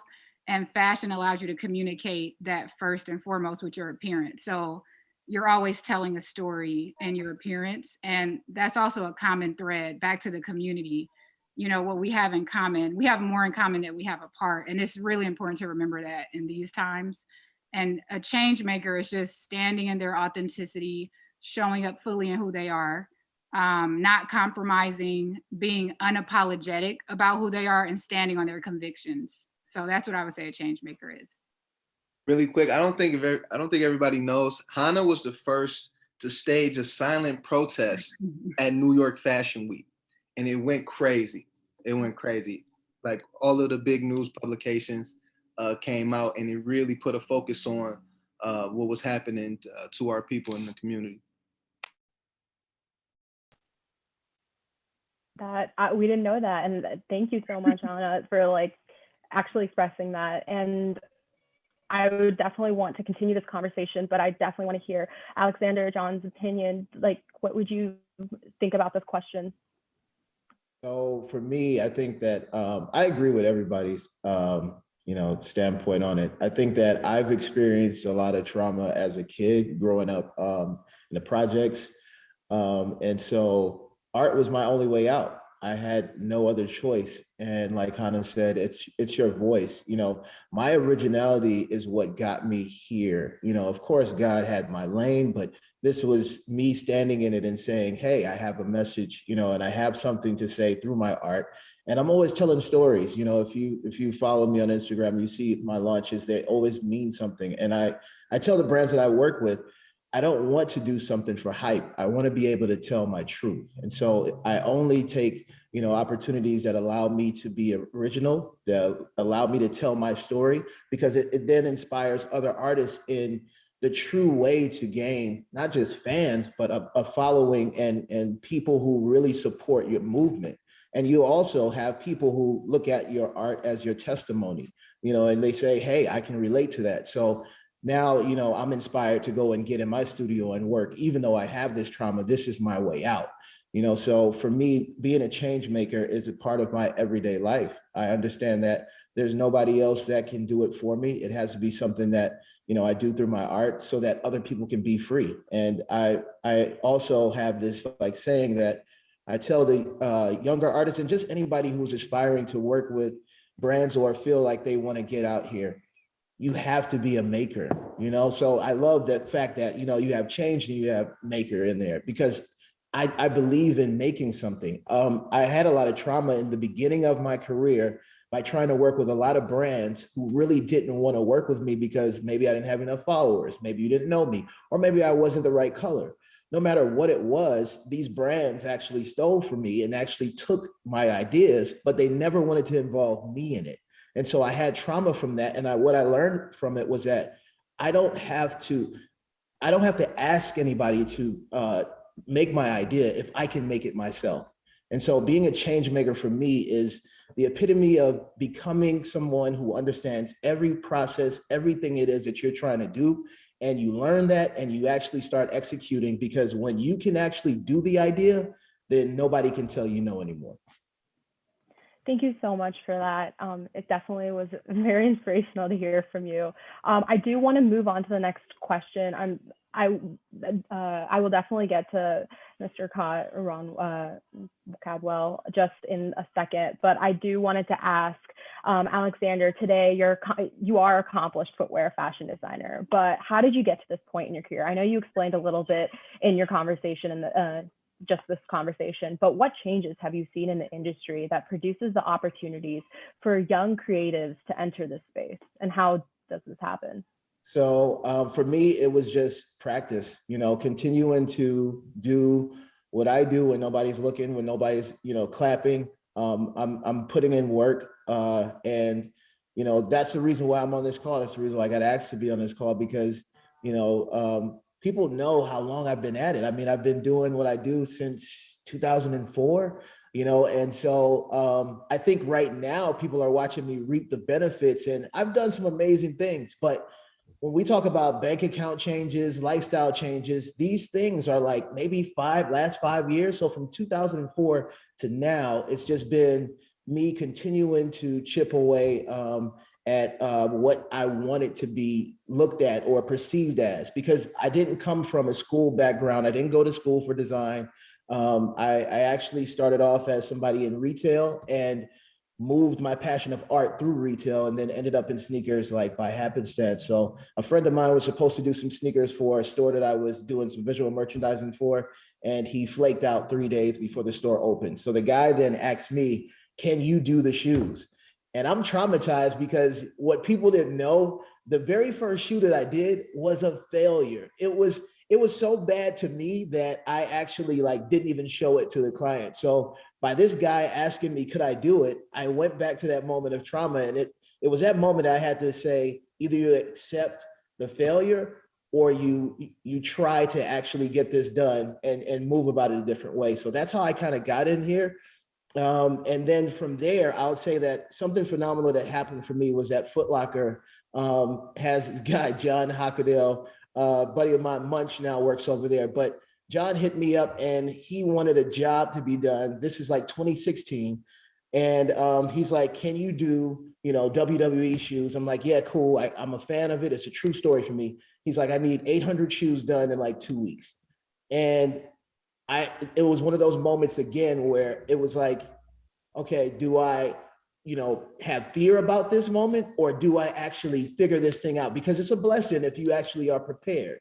And so all of that practice, as I look back down the line, all of those years from 2004 to 2016, I look down the line and then it took me like 5 seconds, but like in the movie, they zoom into your eye, you see all these thoughts. It was like that. But then I came back and I was like, yeah, I can.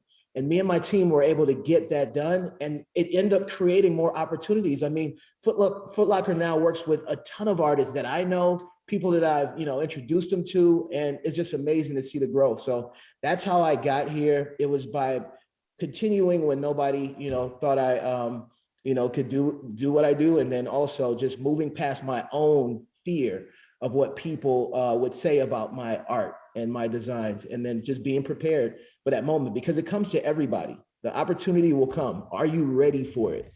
That's the key. So I practice to be ready. I'm in my studio right now.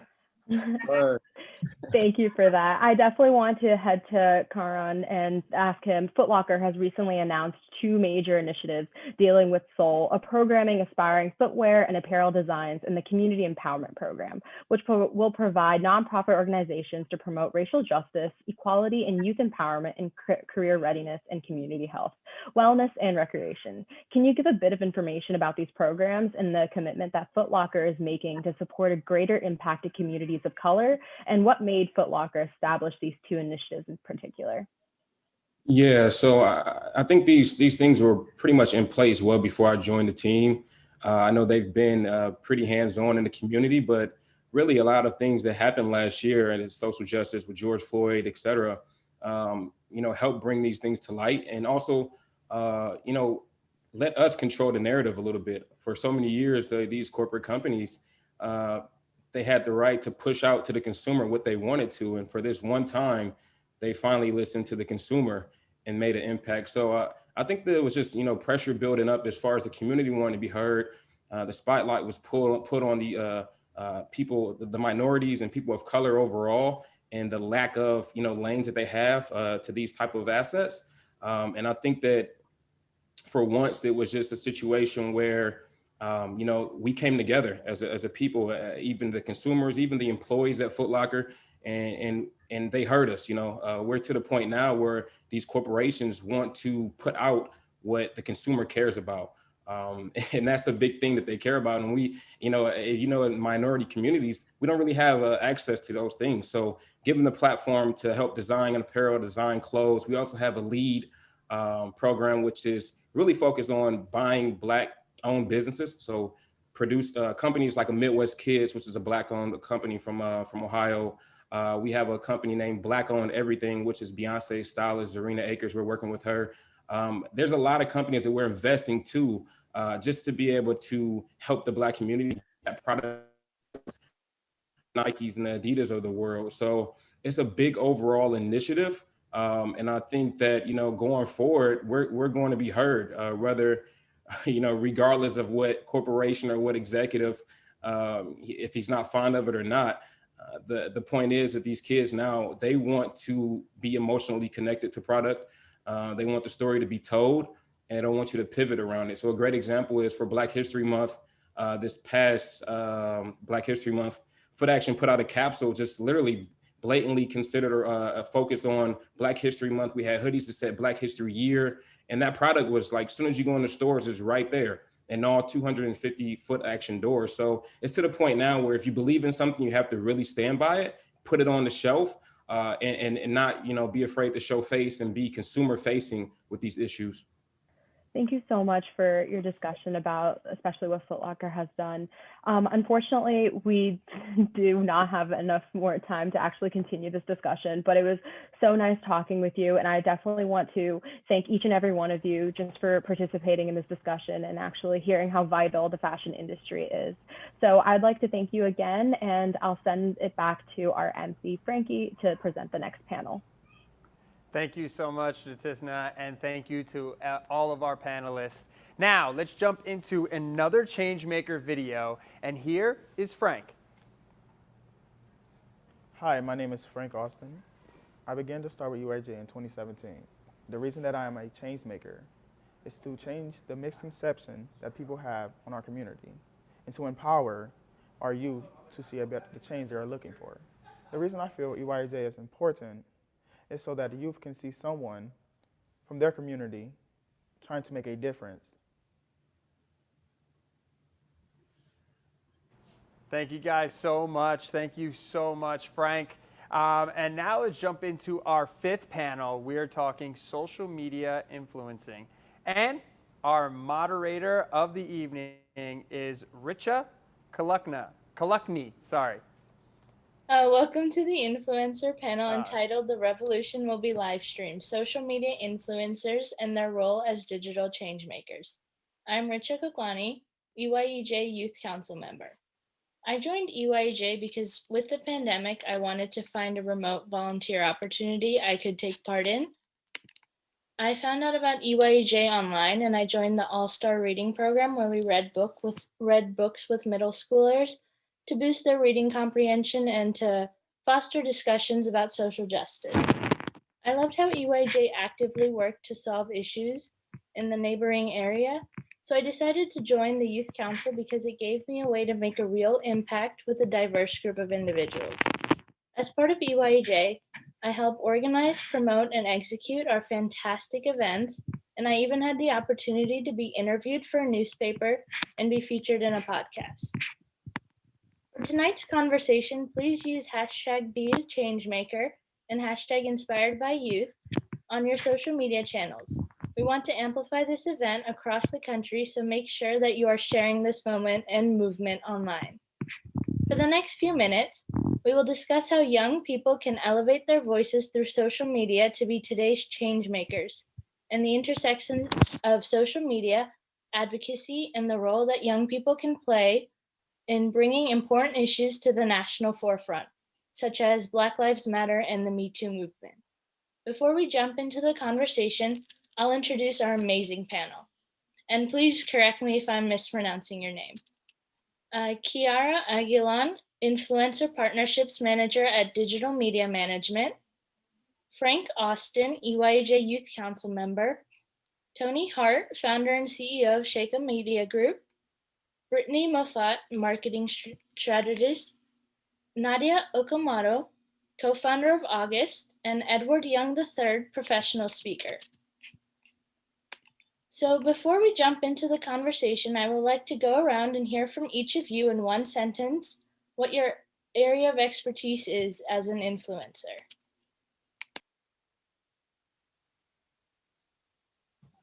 Sure, happy to hop in here. Hi guys, my name is Kiara. I'm an Influencer Partnerships Manager. As it was mentioned, I hire influencers for some pretty big brands. And so I'm working with influencers basically 24/7 and very, very involved in that world.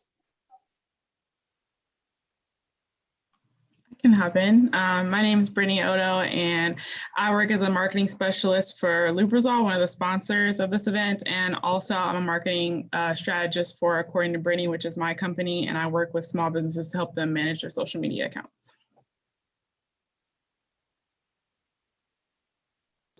I'm Nadia. I very accidentally got into the influencer space. I started as an activist, really focusing on destigmatizing periods and advocating for free access to menstrual health products for everybody. Naturally, social media was the thing in front of me as a 16-year-old with like no experience and money. So I used social media to mobilize. And then for the last few years, I've been on book tour and doing more influencer work, and was chief brand officer at a Gen Z marketing agency. So doing a little bit more of what Kiara was talking about with hiring and coordinating campaigns with influencers. And I just wrapped my seed round for a direct-to-consumer brand called August. So I'm deploying a lot of influencers for our launch in the next couple of weeks. My name is Eddie Young III. I work in the travel space. I'm also a speaker, but as far as social media and influencing is concerned, I like to influence individuals that come from a similar background as myself to get out and see the world. COVID has brought a halt to that a little bit, so I've been exploring a lot of the United States, but travel is very important to me because I grew up in an inner city where a lot of my peers never traveled and we never had a dream to travel. And I want to show others that it doesn't matter where you're born, where you come from, what you look like. The world is yours and it's your oyster, and you should get out there and explore it as much as possible. Hi, my name is Frank Austin, and going off what Young said, I was 2019 Youth of the Year for the Boys and Girls Club of Cleveland, and I pretty much try to expose different opportunities that young people, youth as myself, can see than what you just see in Cleveland. Okay, so the first question, I would love for Edward and Nadia to weigh in on this. So you are all leaders and entrepreneurs. Let's discuss the misconception that you cannot be an activist and make money without being compromised. Can you share how you have created your businesses while remaining passionate about advocating for important issues? I'm happy to weigh on this. I actually feel very strongly about this, and I did a longer post on social media about this. But I'll just come out and say that, like, I define activism as fighting the status quo. And I do not believe that I'll say that I think that in today's world, the term activist has become more of a job title with a lot of different expectations. But to me, if you're fighting the status quo, activism can look like whatever that looks like for you. I worked on the nonprofit side. And to be honest, after 6 years of working in the nonprofit space, growing a nonprofit from having no funding to then needing to fundraise a lot of money so that I could take care of the people who worked for me, I think I really got a firsthand look at the nonprofit industrial complex. And it's basically this concept that we're all trying to fight these, unjust systems that we live in, mainly corporate capitalism. But in the world of nonprofits today, people who work in the organizing and activism space still need to earn a living, still need to be taken care of. And I believe that they should be fundamentally compensated well.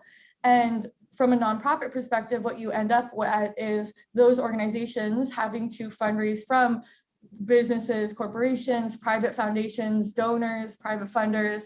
And so a lot of what I've been really interested in is figuring out how you can actually use business as a vehicle for creating sustainable avenues of making impact, right? Because I think for me as executive director of a nonprofit for 6 years, by the end, I spent 90% of my time fundraising to be able to do the actual work. And I think that what I get really excited about, both from an influencer perspective, but also from a brand perspective, is figuring out how you can kind of reimagine these modules of pushing businesses to take responsibility, to use their platform and use these vehicles to create change. And I think just as we heard from the last panel talking about Foot Locker as an example, I think that there's so much that we can push companies to do even further, not just from the perspective of talking about their values and being about, what they say they're about, but being really transparent about their supply chain, about their commitments to sustainability, creating pathways so that people who are consumers or people who are watching can hold them accountable. And so I think for me, I very much, I don't identify as like, hi, I'm an activist, and I don't think I ever have. For me, I think I know that I believe that we need to destigmatize periods and fight for gender equality. And if we count that as like activism from the perspective of fighting the status quo, then people can describe that work in that way. But for me, I think I've recently gotten really passionate about exploring these different avenues to support and fuel and resource and provide platforms to movements in a way that I think we need to see a lot more of. To kind of go off what Nadia said, I also agree that I see activism as going against the status quo. For me personally, 16 years ago, I was in a wheelchair and I didn't know if I would ever walk again. I had a broken neck, broke my neck in 4 different places, and the doctors told me it was possible I'd never take another step again. So for me to show others that they can experience adversity and recover from that and not have the definition of what someone else tells them is possible be their possibility. Another thing that's very important to me is to show others around the world that it doesn't matter what color you look like, what country you're from, you can experience these different places. Just a side story, when I went to Japan for the first time, I stood up in front of a group of students and I asked them what country they thought I was from. They said Africa, a few students said China because they equated foreign with China, and the only foreign people they'd ever met was Chinese people. And one kid actually came up to me, licked my arm and said, "Chocolate teacher," and he thought I was made of chocolate. So it's breaking these stereotypes and these molds of what someone should look like based on where they're from, where someone should travel to based on where they're from, and allowing yourself to be vulnerable as you open up. As content creators in the social media world, we create content, but we should create content with intent. And I think it's important to post with purpose. Everything you post is a representation of who you are, and it's important to always remember that. Next question is for Brittany and Frank. So with such heavy topics, LGBTQ+ rights, anti-Asian violence, gender equity, and many more, how can young people create compelling and educational content without taking away the significance of a subject matter? Yeah, I can go ahead and get started.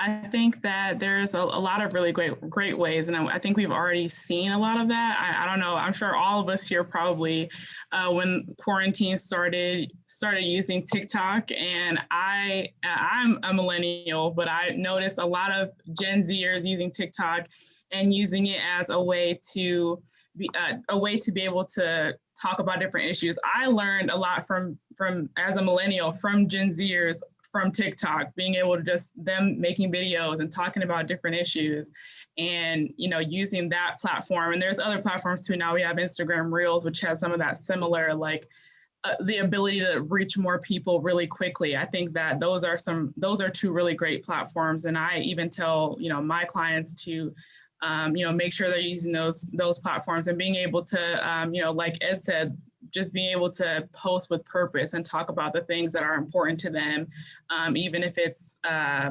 know for me it was sometimes uncomfortable for me to talk about those things, because I didn't want to kind of going back to the first topic, like alienate myself or make people see me in a different light. But I think the purpose of social media really should be to highlight these things, and there's really no better way than social media right now to reach people and talk without that censorship. And so being able to use these platforms and being able to talk about what we think is important and talk about the things that are important is how we can create change and be change makers.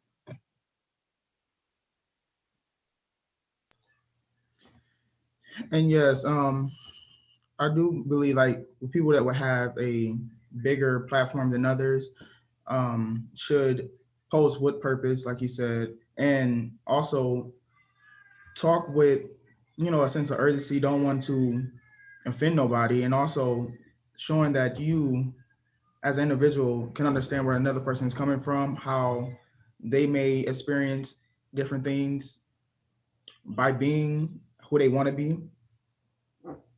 Yeah. Thank you. Kiara, the next question is for you. So based on your perspective, like working with influencers, what are some of the trends you see now in influencing, and how do you think they will change the trajectory of advocacy? Yeah, so I think when influencing started becoming a viable career path, which it's even more viable career path now than ever, it was very aspirational. It was a lot of imagery. You would think, myself as a millennial, grew up on the sort of aspirational content on Instagram, where you scroll and you see folks with perfect bodies, folks with great cars, folks in these big houses. And I think especially as Gen Z has emerged as super users, what we're starting to see is those aspirational walls break down, and it's becoming more real, which I'm so appreciative of. People are valuing folks with real narratives, realists who are showing this aspiration. Sure, maybe they have the car, but what did they do to get that car? What are the struggles and the hardships that they have, and how people relate to them and how they can inspire those people, I think is the narrative that's being followed more. So I see that as an emerging trend, and that's definitely here to stay. And as far as that ties back to advocacy, folks want to hear what you're passionate about. They want to hear about causes. They want to know that you're standing up for something besides your day-to-day, besides the content that you may be delivering. It may make us smile, it may make us laugh, but also, what do you care about? How do you give back with your platform? I think that's really important. Just like folks were looking at brands to see what brands were doing to give back, that ethos is really important in influencers now. So we're looking to see what are they passionate about? What do they support? Does this do us as a brand? Do we align with that? And can we help amplify their message by giving them resources to spread an amazing message? So I'm excited to see this authenticity, raw social media content continue to become a mainstay in the space. And I'm excited to see the influencers who really take that and run with it. Thank you. And the next question is open to all of you. What is your advice for young people who want to use social media as a social justice tool? Where should they begin? And do they stand out, especially when they're interested in a niche subject?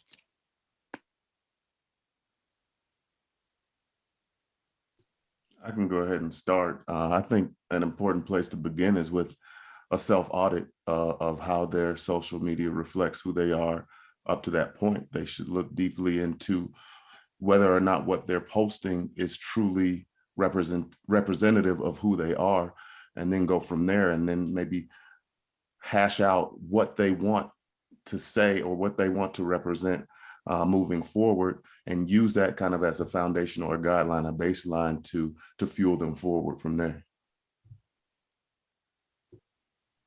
I would say to do your research first. Kind of as Ed said, I think we are living in the crazy time where we are debating what fact and science is.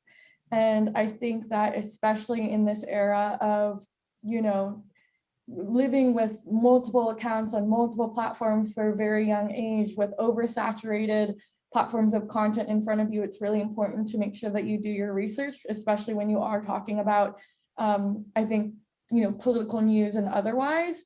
And I think that that's something we see actually a lot on TikTok even, is the rapid spread of fake news and the need to really make sure that, one, you're vetting the information that you're sharing, but also at the same time, like, there's a new term that people are using, which is slacktivism, right? Which is the idea of posting should not be the end goal. It should be a means to an end, right? For me, I believe that social media should be looked at as a tool to mobilize people to go take action, right? But the end goal isn't having them just post or share something.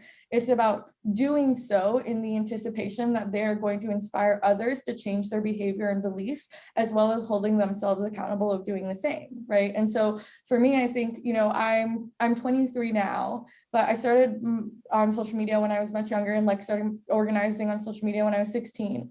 But for me, from the very beginning, I really wanted to make sure that anything I ever said on social media had some sort of action on it, right? Whether it be, okay, we're going to use social media as an organization, so come show up with us in person at this rally, right? We're doing this, but what we're actually really fighting for is not just the likes and comments, but we're going to go pass legislation by the end of this month, right? And I think that is really important to ensure that when we think about the impact, I think it's a beautiful and exciting thing of social media is terrifyingly makes you vulnerable, right? It's been the bane of my existence from a mental health perspective. It's also been the reason why I've been able to build what I have been able to build. And it democratizes access to be able to build a platform and go viral, right? And I think that it's just really important for us, as Ed said, to be able to know what we stand for, know who we are, know what the impact of our speaking out from our perspective is, from an identity perspective, making sure that you're in integrity with the truth of what you're saying, and making sure that you also are aware of kind of the bigger picture of your voice in sort of contributing to movements as well.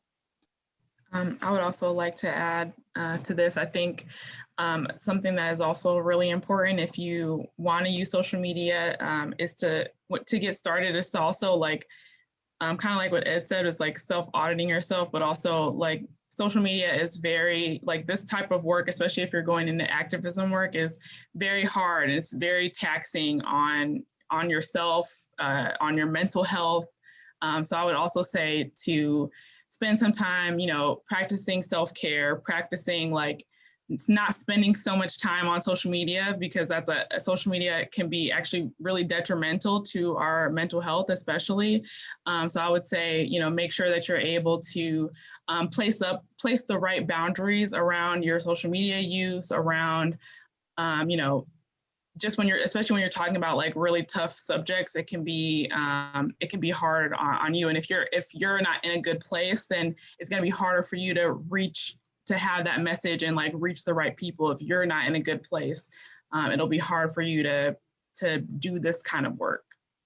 I also wanted to add that when on social media, try not to mimic someone else, trying to do something just so, you get noticed and your cause get noticed. Do it with a sense of purpose and truly believe in what you're saying. Yeah, I totally agree with everything you guys said. So in 2020, with the high-profile murders of George Floyd, Breonna Taylor, and others, we saw a rise in social media influencers using their platforms to discuss policing and racism in America. Allies were asked to step up and join the conversation, which brings up education. While many people may align with an issue, they may not be well educated enough on the subject to lend their voice, as Nadia mentioned. Research is important. So this question is open to anybody. How can influencers use their platforms to be allies for issues that aren't typical areas of conversation? Allyship is important in any social justice movement, but shouldn't it make more sense with your brand, or are there exceptions? Well, I think like Nadia said earlier, the most important thing to do from the start is do your research. If you're going to speak up on an issue, you need to be informed enough to know both sides of the issue so that you don't let your emotions carry you to the point where you're emotionally invested and your point that you're trying to make gets overshadowed by maybe shouting or just losing yourself in that moment.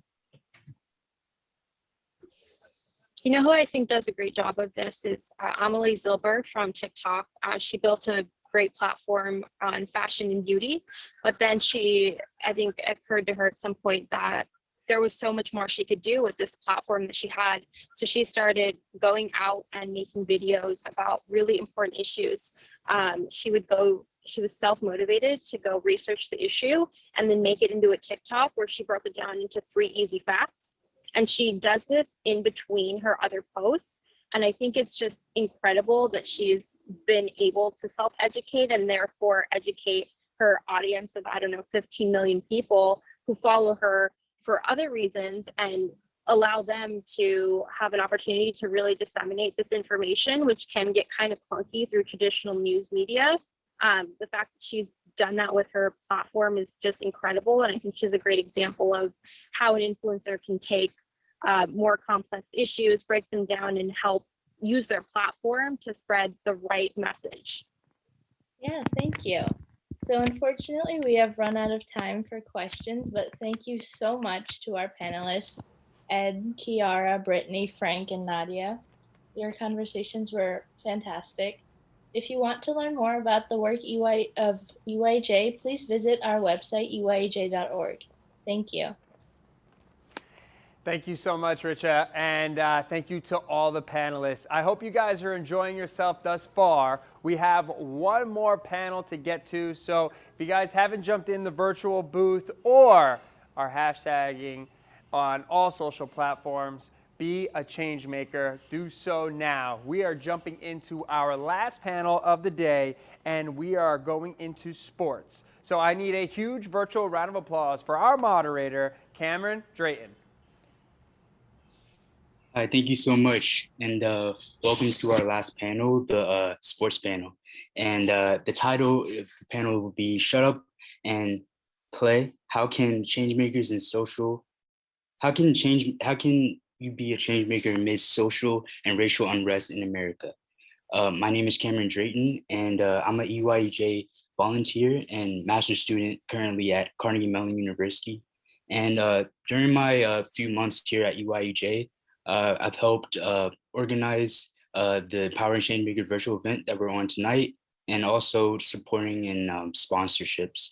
And I'm excited to announce that we will also be taking questions during this panel. So please place your questions in the chat and we can get to them after tonight's conversation. And be sure to use the hashtags Be a Changemaker and Inspired by Youth when you do post on your social media channels. So I would like to get into the summary of our panel. And this conversation with our esteemed panels will explore how athletes are using their platforms to create viable change in marginalized communities, and the role of athletes in addressing issues such as police reform, economic empowerment, and racial justice reform in America. We also want to discuss what's next in the advocacy realm for athletes, and how can their examples serve to empower the next generation of leaders. As a youth serving organization, we want to get insights from our guests about how young people, especially young collegiate athletes, can use their voice to be advocates on issues that are important to them. Let me introduce the panel and we will jump right into our discussion. First, I'd like to introduce Mr. Sukdeval, athlete and entrepreneur, then Ms. Catherine Ross, Program Director of EYEJ, which is Youth Online Discussing Justice. Next, Mr. Timothy Wright, Super Bowl 49 champion and co-founder of Dome Audio, and also philanthropist. So without further ado, I'd like to jump into our first question, which is open to everybody on our panel. And it is, can the players discuss what social issues they are passionate about, and how can they currently do so on a national platform to enact change? How do you define what a change maker is, and what makes you a change maker? I'll kick it off, I suppose. Hi, everybody. I'm Seth. I'm super proud to be here. And I guess I'd like to start by saying, Tim, it's nice to meet you over the internet here. I've enjoyed reading and learning a lot about you. There was a couple different questions there. I think one was, what issues are we passionate about? I guess I would start off by saying I'm passionate about race relations, first and foremost, and I would say particularly regarding education in that space. You know, being a white man and being from a white community, like, we tend to tell ourselves stories about our upbringings and our history that are just incorrect, right? And we as human beings are inherent storytellers, and whether it's through education or whether it's through tradition or, you know, where you were raised, quite honestly, the education regarding race relations and the history of race and oppression of certain races in this country has just, the story's not been told. And many people have their facts mixed up. So I definitely underwent a learning process, and you know, earlier in my life, and enjoy helping people along that same journey. And then switching gears, I'd say I'm also definitely passionate about young people and helping young people convert their hard work into success. You know, unfortunately, we live in a world where that's not always a given, sometimes based on your race or your socioeconomic status, or maybe just not having enough people believe in you. Like, you could be working really hard and not seeing the results you want. So I like how I enjoy giving my time to help kids, encourage kids, give them the tools, the resources they need to just realize their goals. But I'll stop there. All right, thank you so much. And if nobody else on the panel had anything to comment about that, I wanted to jump to you, Tim, right? And ask you, how does your social justice work complement your philanthropic or entrepreneurial work? And can you give us a couple of examples of how this shows up in your pursuits? Thank you, Cameron. And it's a pleasure to meet you too as well, Seth. over this virtual opportunity today. You as well, Katie, and everybody watching today. I want to thank May and thank her for the opportunity. I want to thank all of the change makers and EYEJ for the opportunity to have this discussion today and kind of just allow us to share different backgrounds, share our stories, and bring different viewpoints that people can resonate with. And so I think for myself, I'm fortunate that I did have a community that raised me. And I was the only child growing up, and I was a leader. I was inspired by close family members of mine. And I knew that I represented my community, and I knew that my voice was powerful. And I was celebrated in a sense throughout the various stages of my playing career as an athlete. But I was also educated as well, and I took a big I took a lot of pride in my education because, like Seth said, that's very important. And once I got to college and they started to train us on how to speak to the media, I understood the power of the platform that we had. And it was when I got into the NFL and I shouldn't have made it. I was an underdog. I didn't get drafted. I came through the back door. And for what I would say as a snapshot of my success and career, I walked through the front.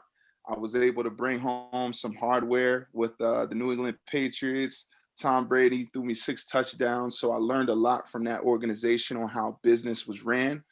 But most importantly, I knew that NFL stood for not for long. And with that being the case, what we see as an example through LeBron James and what he's doing throughout his entire career in the NBA, he's more than an athlete. And I get it a lot. A lot of people say that I resemble LeBron. So I look at it as that's my older brother. And so what I'm doing now as an entrepreneur and what I was able to learn from the NFL was some of the injustices and just the lack of opportunities that they give to athletes to give back to the community. I understood that having a voice is an initiative that you have to take upon yourself and you have to activate. So if you're going to use your voice, you have to walk the talk. And I've been doing that. And one of the opportunities that I think encompasses all the different topics of discussion and panelists today is real quick. I would like to show what I'm doing. And this here is an opportunity for me now as an entrepreneur. This is Dome Audio. This is Dome headphones. And essentially, it would allow you to take your phone calls, listen to music, talk on this webinar and this Zoom call while seamlessly hearing the world around you. But then it gives the consumers options with these dome covers to attach it to the headphone and then block out the outside world.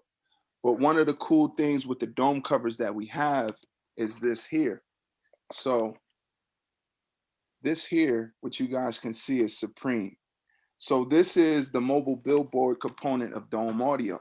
And so now with this company, I will be positioned amongst some of the, highest A-list brands and celebrities around the world. So I'm pretty much building my next platform of a voice in a major way to touch the globe. So knowing that, I know I have a huge opportunity in front of me, and me leading my company and then the community of consumers and folks, the supporters that will come on with Dome Audio, I understand the position that I hold. And I'm looking forward to being able to have that voice, but to walk the talk. So those are some of the examples and some of the things that I learned throughout my career. And just understanding the opportunity that I have is a privilege. It's not a right. I wasn't just given this. I worked for it. And that's what I want to inspire in our young folks, is to work for the things that you need to get, and then understand the responsibility that comes with the evolution and elevation of the platform that you have. So that's some of the things I would like to give. Thank you. Thank you so much for sharing your experiences. And moving on to our next question, more about collegiate athletes. I would love to hear from Katie first, but of course it's open to both you, Tim and Seth. But for collegiate athletes who see injustices and want to elevate their voices, the concern may be that they don't want to lose their scholarships. To those young people who are in a place to lead by example, but don't want to be penalized, what advice do you have for them? Thank you, Cameron. So for those of you who don't know, I am the program director at EYEJ, but I was a collegiate Division I swimmer at the University of Maryland, and always have believed in the power of play to bring the best out of all of our youth. That's a difficult question for 100%, but I absolutely believe that there are always avenues to amplify your voice and amplify your concerns, whether that's talking to someone within the university, the Title IX director, other people outside of your, specifically your leadership or your captain or your swim coach or your coach in your college. But there are always other people that are there that are working to hear the voice of our athletes, to protect our athletes, and to make sure that the NCAA is doing everything they can to protect our athletes and really make sure that their voice is heard. So, you know, for fellow athletes that see injustices, they don't feel like there's a safe place, try outside of the box, look to see if there's other sports teams, other captains, other coaches. Hopefully your coach is someone that you can trust and is a safe space for you. And if that person's not, there are definitely avenues, like I said, with Title IX and beyond, that are looking out for the best interest of our athletes. If I may add too on this point, when I hear the question, I also start thinking about high school athletes, because I think high school athletes are concerned too about their chances of maybe being passed over for scholarship offers because of certain stances they take that may be polarizing or unpopular. But I also see the struggle here, you know, being a former collegiate athlete myself, for current collegiate athletes. I think one piece of encouragement I would add is like making change is a long fight, right? But I do think the world is changing. I think particularly the realm of athletics is changing. What may have penalized you unfairly years ago is starting to be celebrated, at least by many, not by all, but having a voice beyond just what your sport entails, having being passionate about a certain issue that inspires you, and using your social media platforms or your press conference or whatever to speak up and bring awareness to certain issues. Like, it's starting to become celebrated in the sports world, at least within the locker room and within the management spaces.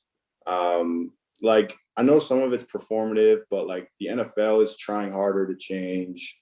I think the NBA is genuinely trying harder to change. When I talk about NFL and NBA, I mean like executives, right?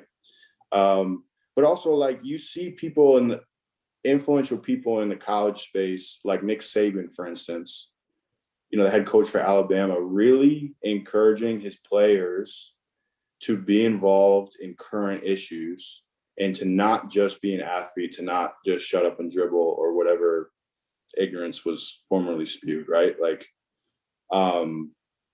so I think you're starting to see a landscape where being a change maker is more celebrated than it used to be. So, like, I wouldn't necessarily be fearful. I would be smart, but don't be fearful to use your voice to enact change, because I think it's going to be accepted. Now, I could be wrong, but that's the way I feel about it. So.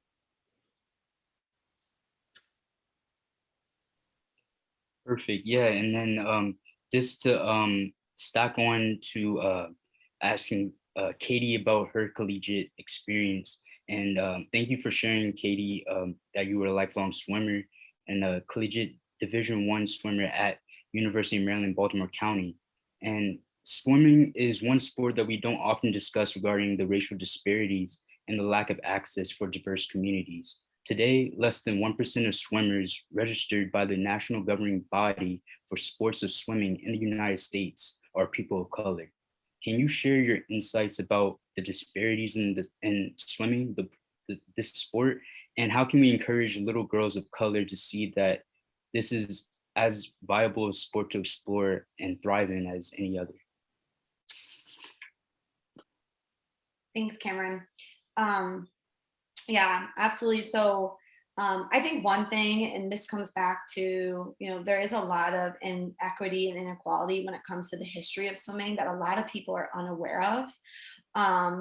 And swimming, again, is primarily a group of privileged white people. And so there's this bubble that exists in which there isn't access, and easy access to swimming pools. And there's, of course, not only not access, but it's very costly of a sport as well. And so as you noted, with USA Swimming, the governing body of the United States, less than 1%, like that's a huge issue. And beyond that, we see the CDC back in 2010 said that specifically African-American children aged 5 through 19 are 5 times more likely to drown than their white counterparts. And I mean, swimming at this point should be a right? Being able to swim and not drown is absolutely a right. And so we need to find ways as change makers to provide more access, more education, more ways to be able to swim and learn how to swim, because every swimmer on that pool deck deserves to be there, no matter their race, ethnicity, socioeconomic status, and so on. And so I think the first step in being a change maker is really creating a wave of understanding this. I know swimmers that I swim with. I swam at, like I said, University of Maryland for 4 years, and I had two colleague swimmers that were people of color for the whole 4 years that I was on the team. And this is a team of 80 plus swimmers. So how can we educate about the history of swimming, but then take the next step further and really starting to build access, accessibility, but also affordable ways to get swim lessons. Yeah, thank you so much for your insight. And then if I can ask Tim a specific question, when we talk about social justice, we often discuss racial equity, but I want to switch the conversation to get your insights on gender equity in sport. For example, the average WNBA player makes $75,000 a year, while an NBA rookie makes an average of $820,000. Some male players like LeBron James have used their platforms to advocate for higher salaries and franchise ownership. How important do you think it is for more men to speak out supporting women athletes achieving equity in terms of wages, endorsements, and greater visibility? And how can more men be allies in empowering women to receive equity in all aspects of sports? Yeah, I love the question. I think it's a lot to explore there. It's definitely a lot of work that needs to be done in that area. Of course, I'm gonna just call him my brother. My brother LeBron, he's definitely been doing a great job with using his voice, and I think bringing to light some of the topics or some of the injustices or inequalities that are in the dark. He's bringing them to light. And as far as gender, I mean, women are our backbone. You know what I mean? And Katie, I know you definitely, I respect you. I appreciate you as a female athlete, and so. The quality of that, it definitely needs to be explored.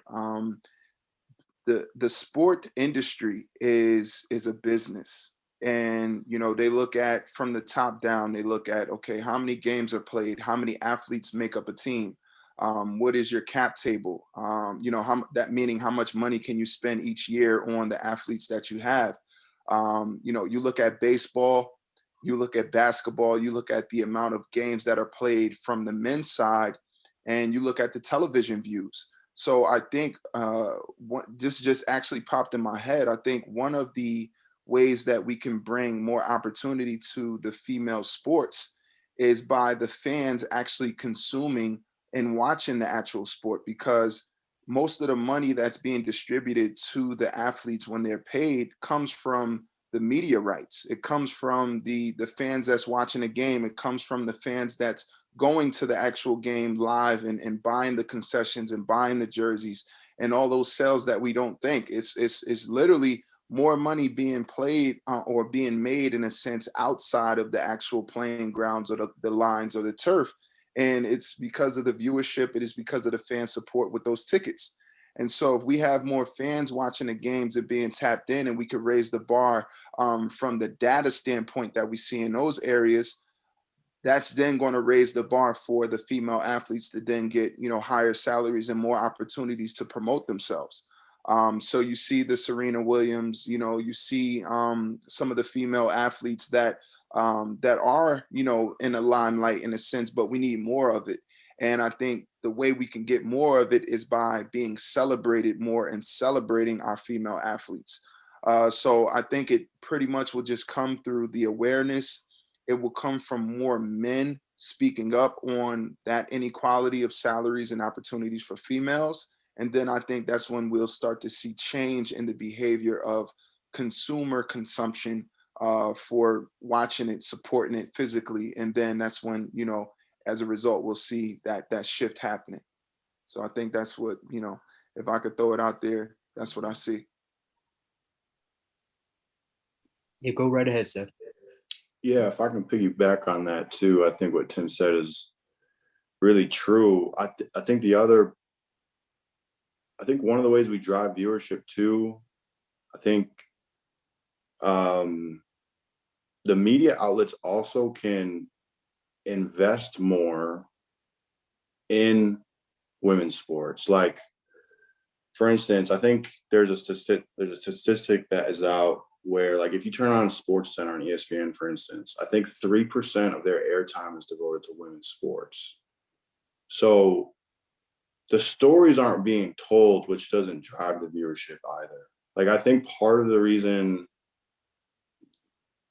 the viewership isn't up, which is as Tim said, the main driving of economics, is because we're not investing the same amount of time and resources into that space as we are into the male spaces. Like for instance, when I would turn on March Madness every March, like I'm not tuning in because I followed all those teams all year, right? Like, I'm tuning in because I've heard the stories of this team overcoming unprecedented odds, or this player overcoming unprecedented odds, because those stories were told.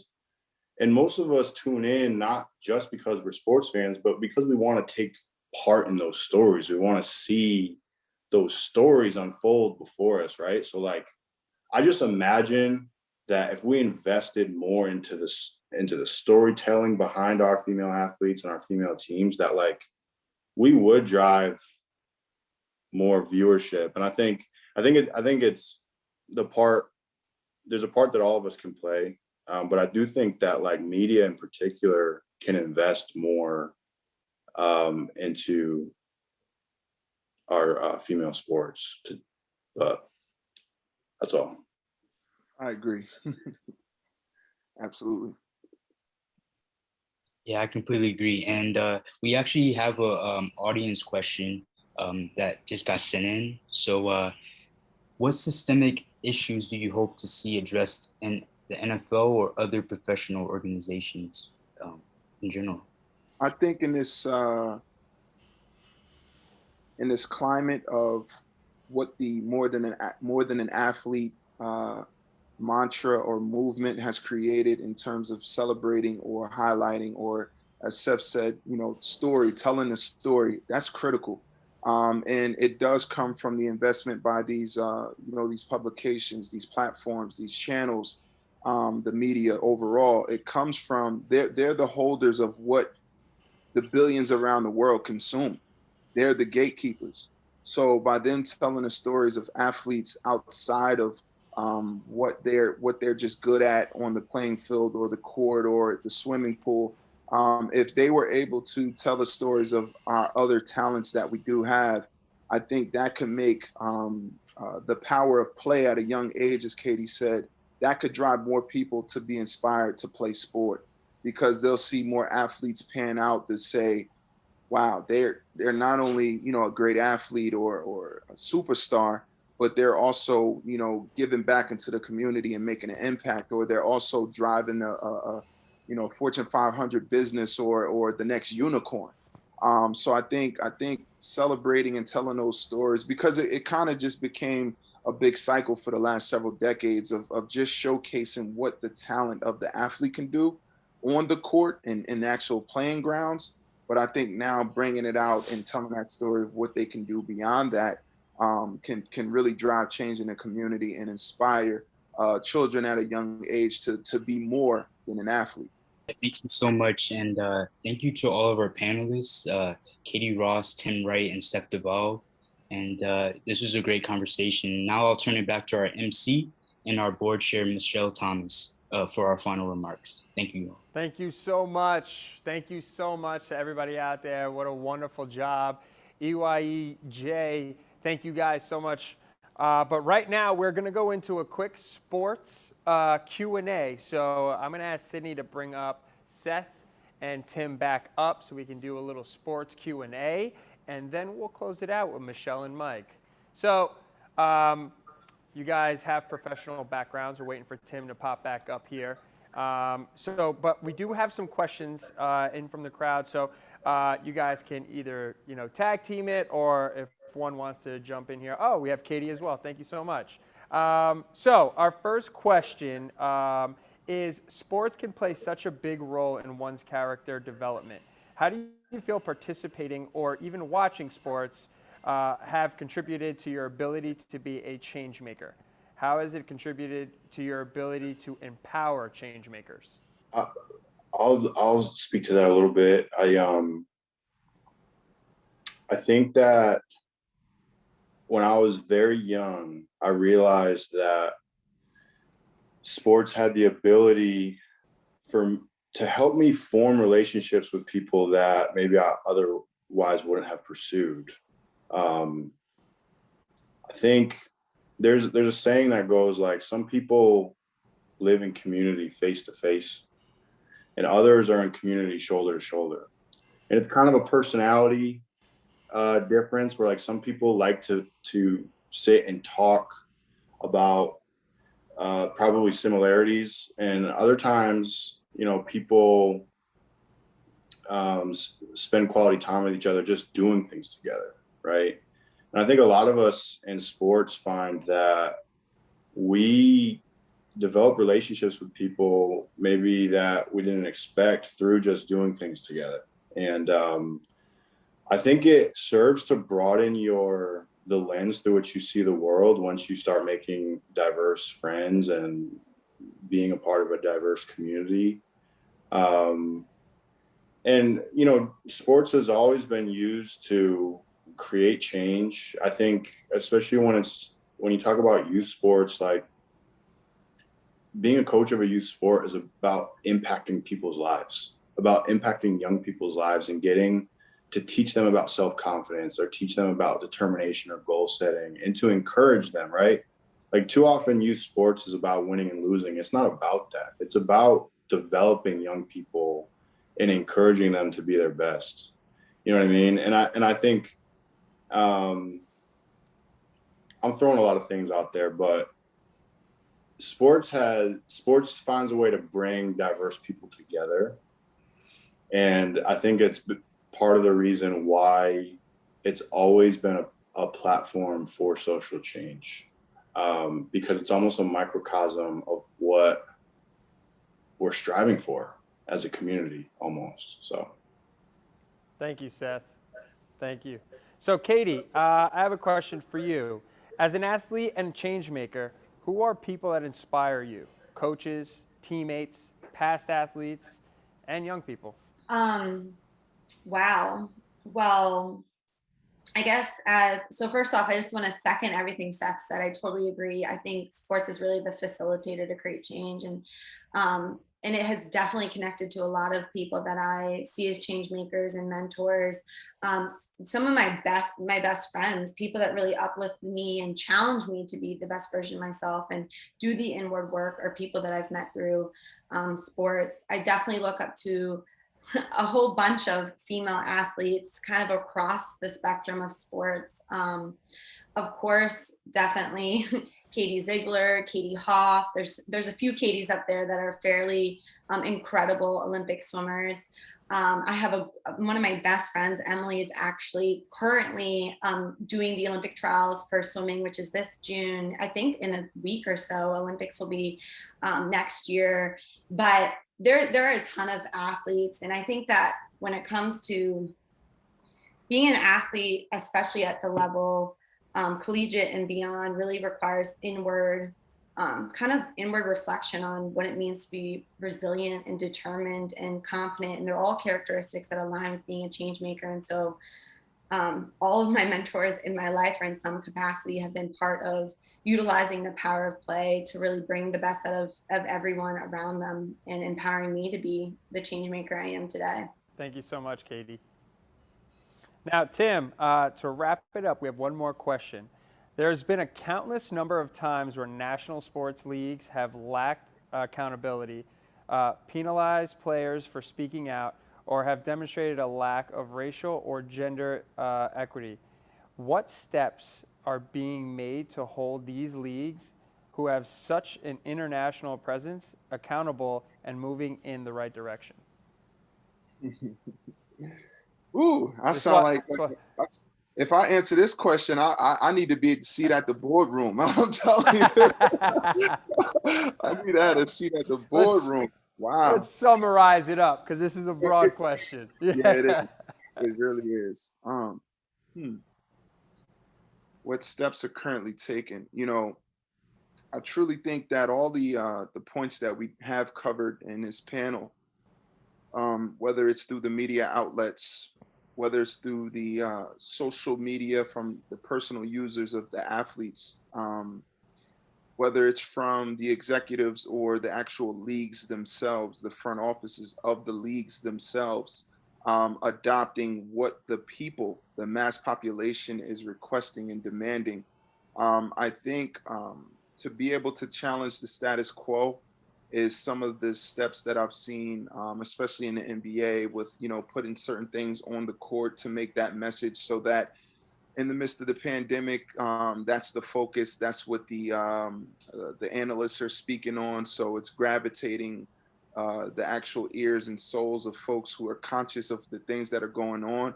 So I just think that the power of voice overall is you know, such a strong medium to be able to use that as an action step to plant that in the spirits of people around the world that are consuming sports.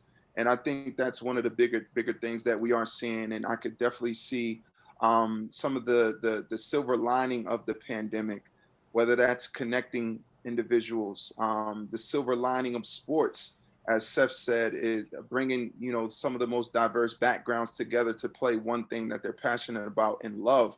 I think we're really witnessing that. And what the pandemic has caused is individuals around the world not looking at, you know, some of the injustices or some of the things that our society, especially in the USA, lacks. But now it's like, hey, let me lend a helping hand. Let me support you. And I think what we witnessed from that, we can apply it back into the sports world, and I think we are seeing it. So those are some of the steps that I think we're seeing is the front offices and the shot callers of the leagues actually being conscious and woke to what the mass population are voicing. And I think is doing a good job, and we need to continue to do that and not fall asleep. So that's some of the, you know, some of the steps that I think we're seeing. Awesome. Well, thank you so much again, Seth. Thank you, Katie, and thank you, Tim. It's been a pleasure and an honor to have you here with us at EYEJ. And now we are going to turn it over to Michelle and Mike, who have our closing remarks. All right. Good evening. And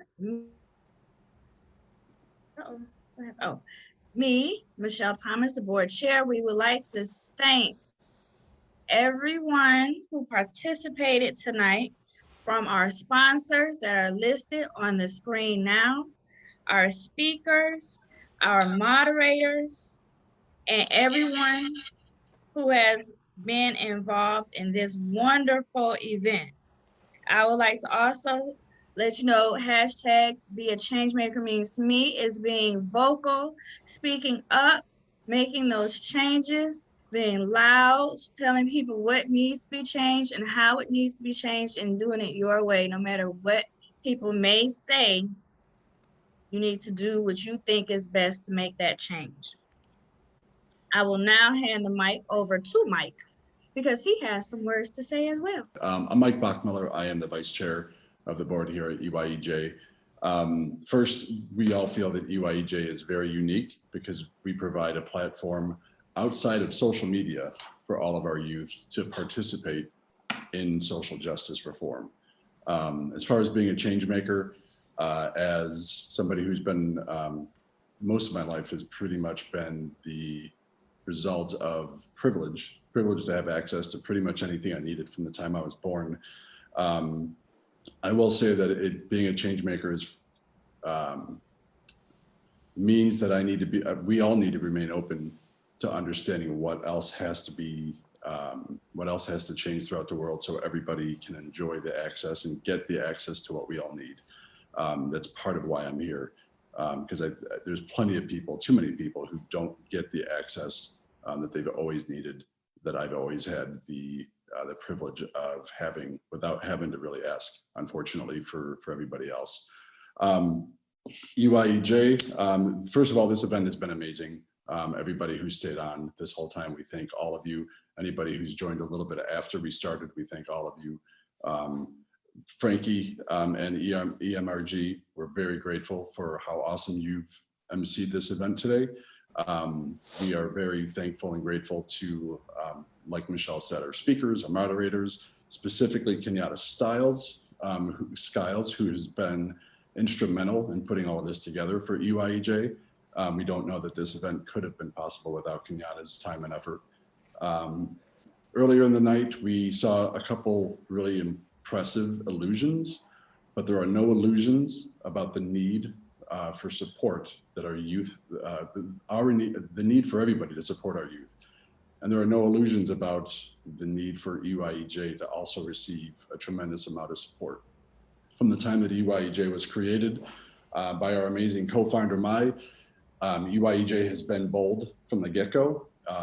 Cleveland's youth need a lot of bold support. EYEJ also needs a lot of bold support. Between now and July 1st, we're hoping to close out a total of $350,000 or a minimum of $350,000. We're going to need that. We need that. The youth need that for this platform to continue beyond July. So what we're hoping for, what we're asking for, like I said, sorry to repeat myself, is for a lot of bold support from everybody who stayed with us, any of your friends, our sponsors. Please don't hesitate to pass the word along. This is being recorded for a reason. Please share the video once it's available for everybody. Don't stop sharing it. T-Mobile, thank you very much. Everybody who's been on this tonight, we want to thank all of you tremendously. I'm going to pass this back to Michelle. Okay, so I'm back, and I would like to, on behalf of the EYEJ board, to inform everyone that on behalf of us, collectively, we will be providing a gift to our graduates, to our seniors. So that is our gift to our seniors. We're going to give them something for all the hard work they've done, both in school, out of school, and with the program. Michelle and Mike, a nice virtual round of applause for them and all of our moderators, our panelists, our sponsors. Thank you guys so much. What an incredible virtual experience it has been. We appreciate each and every one of our attendees tonight. Thank you to EYEJ for having myself and the entire team. Thank you so much to all the change makers. I mean, this was absolutely amazing. We hope you guys got a lot of information out of this. Thank you to all of our sponsors. And remember, keep hashtagging, be a change maker. We can all be one. Support one another. Stay positive out there. Thank you once again to the entire EYEJ team for having myself and my team on the back end. We hope you guys had as much fun with us as we had with you. We hope to see you guys next time. My name is Frankie Perez, and don't forget, don't let the world change your smile. Let your smile change the world. We'll see you next time.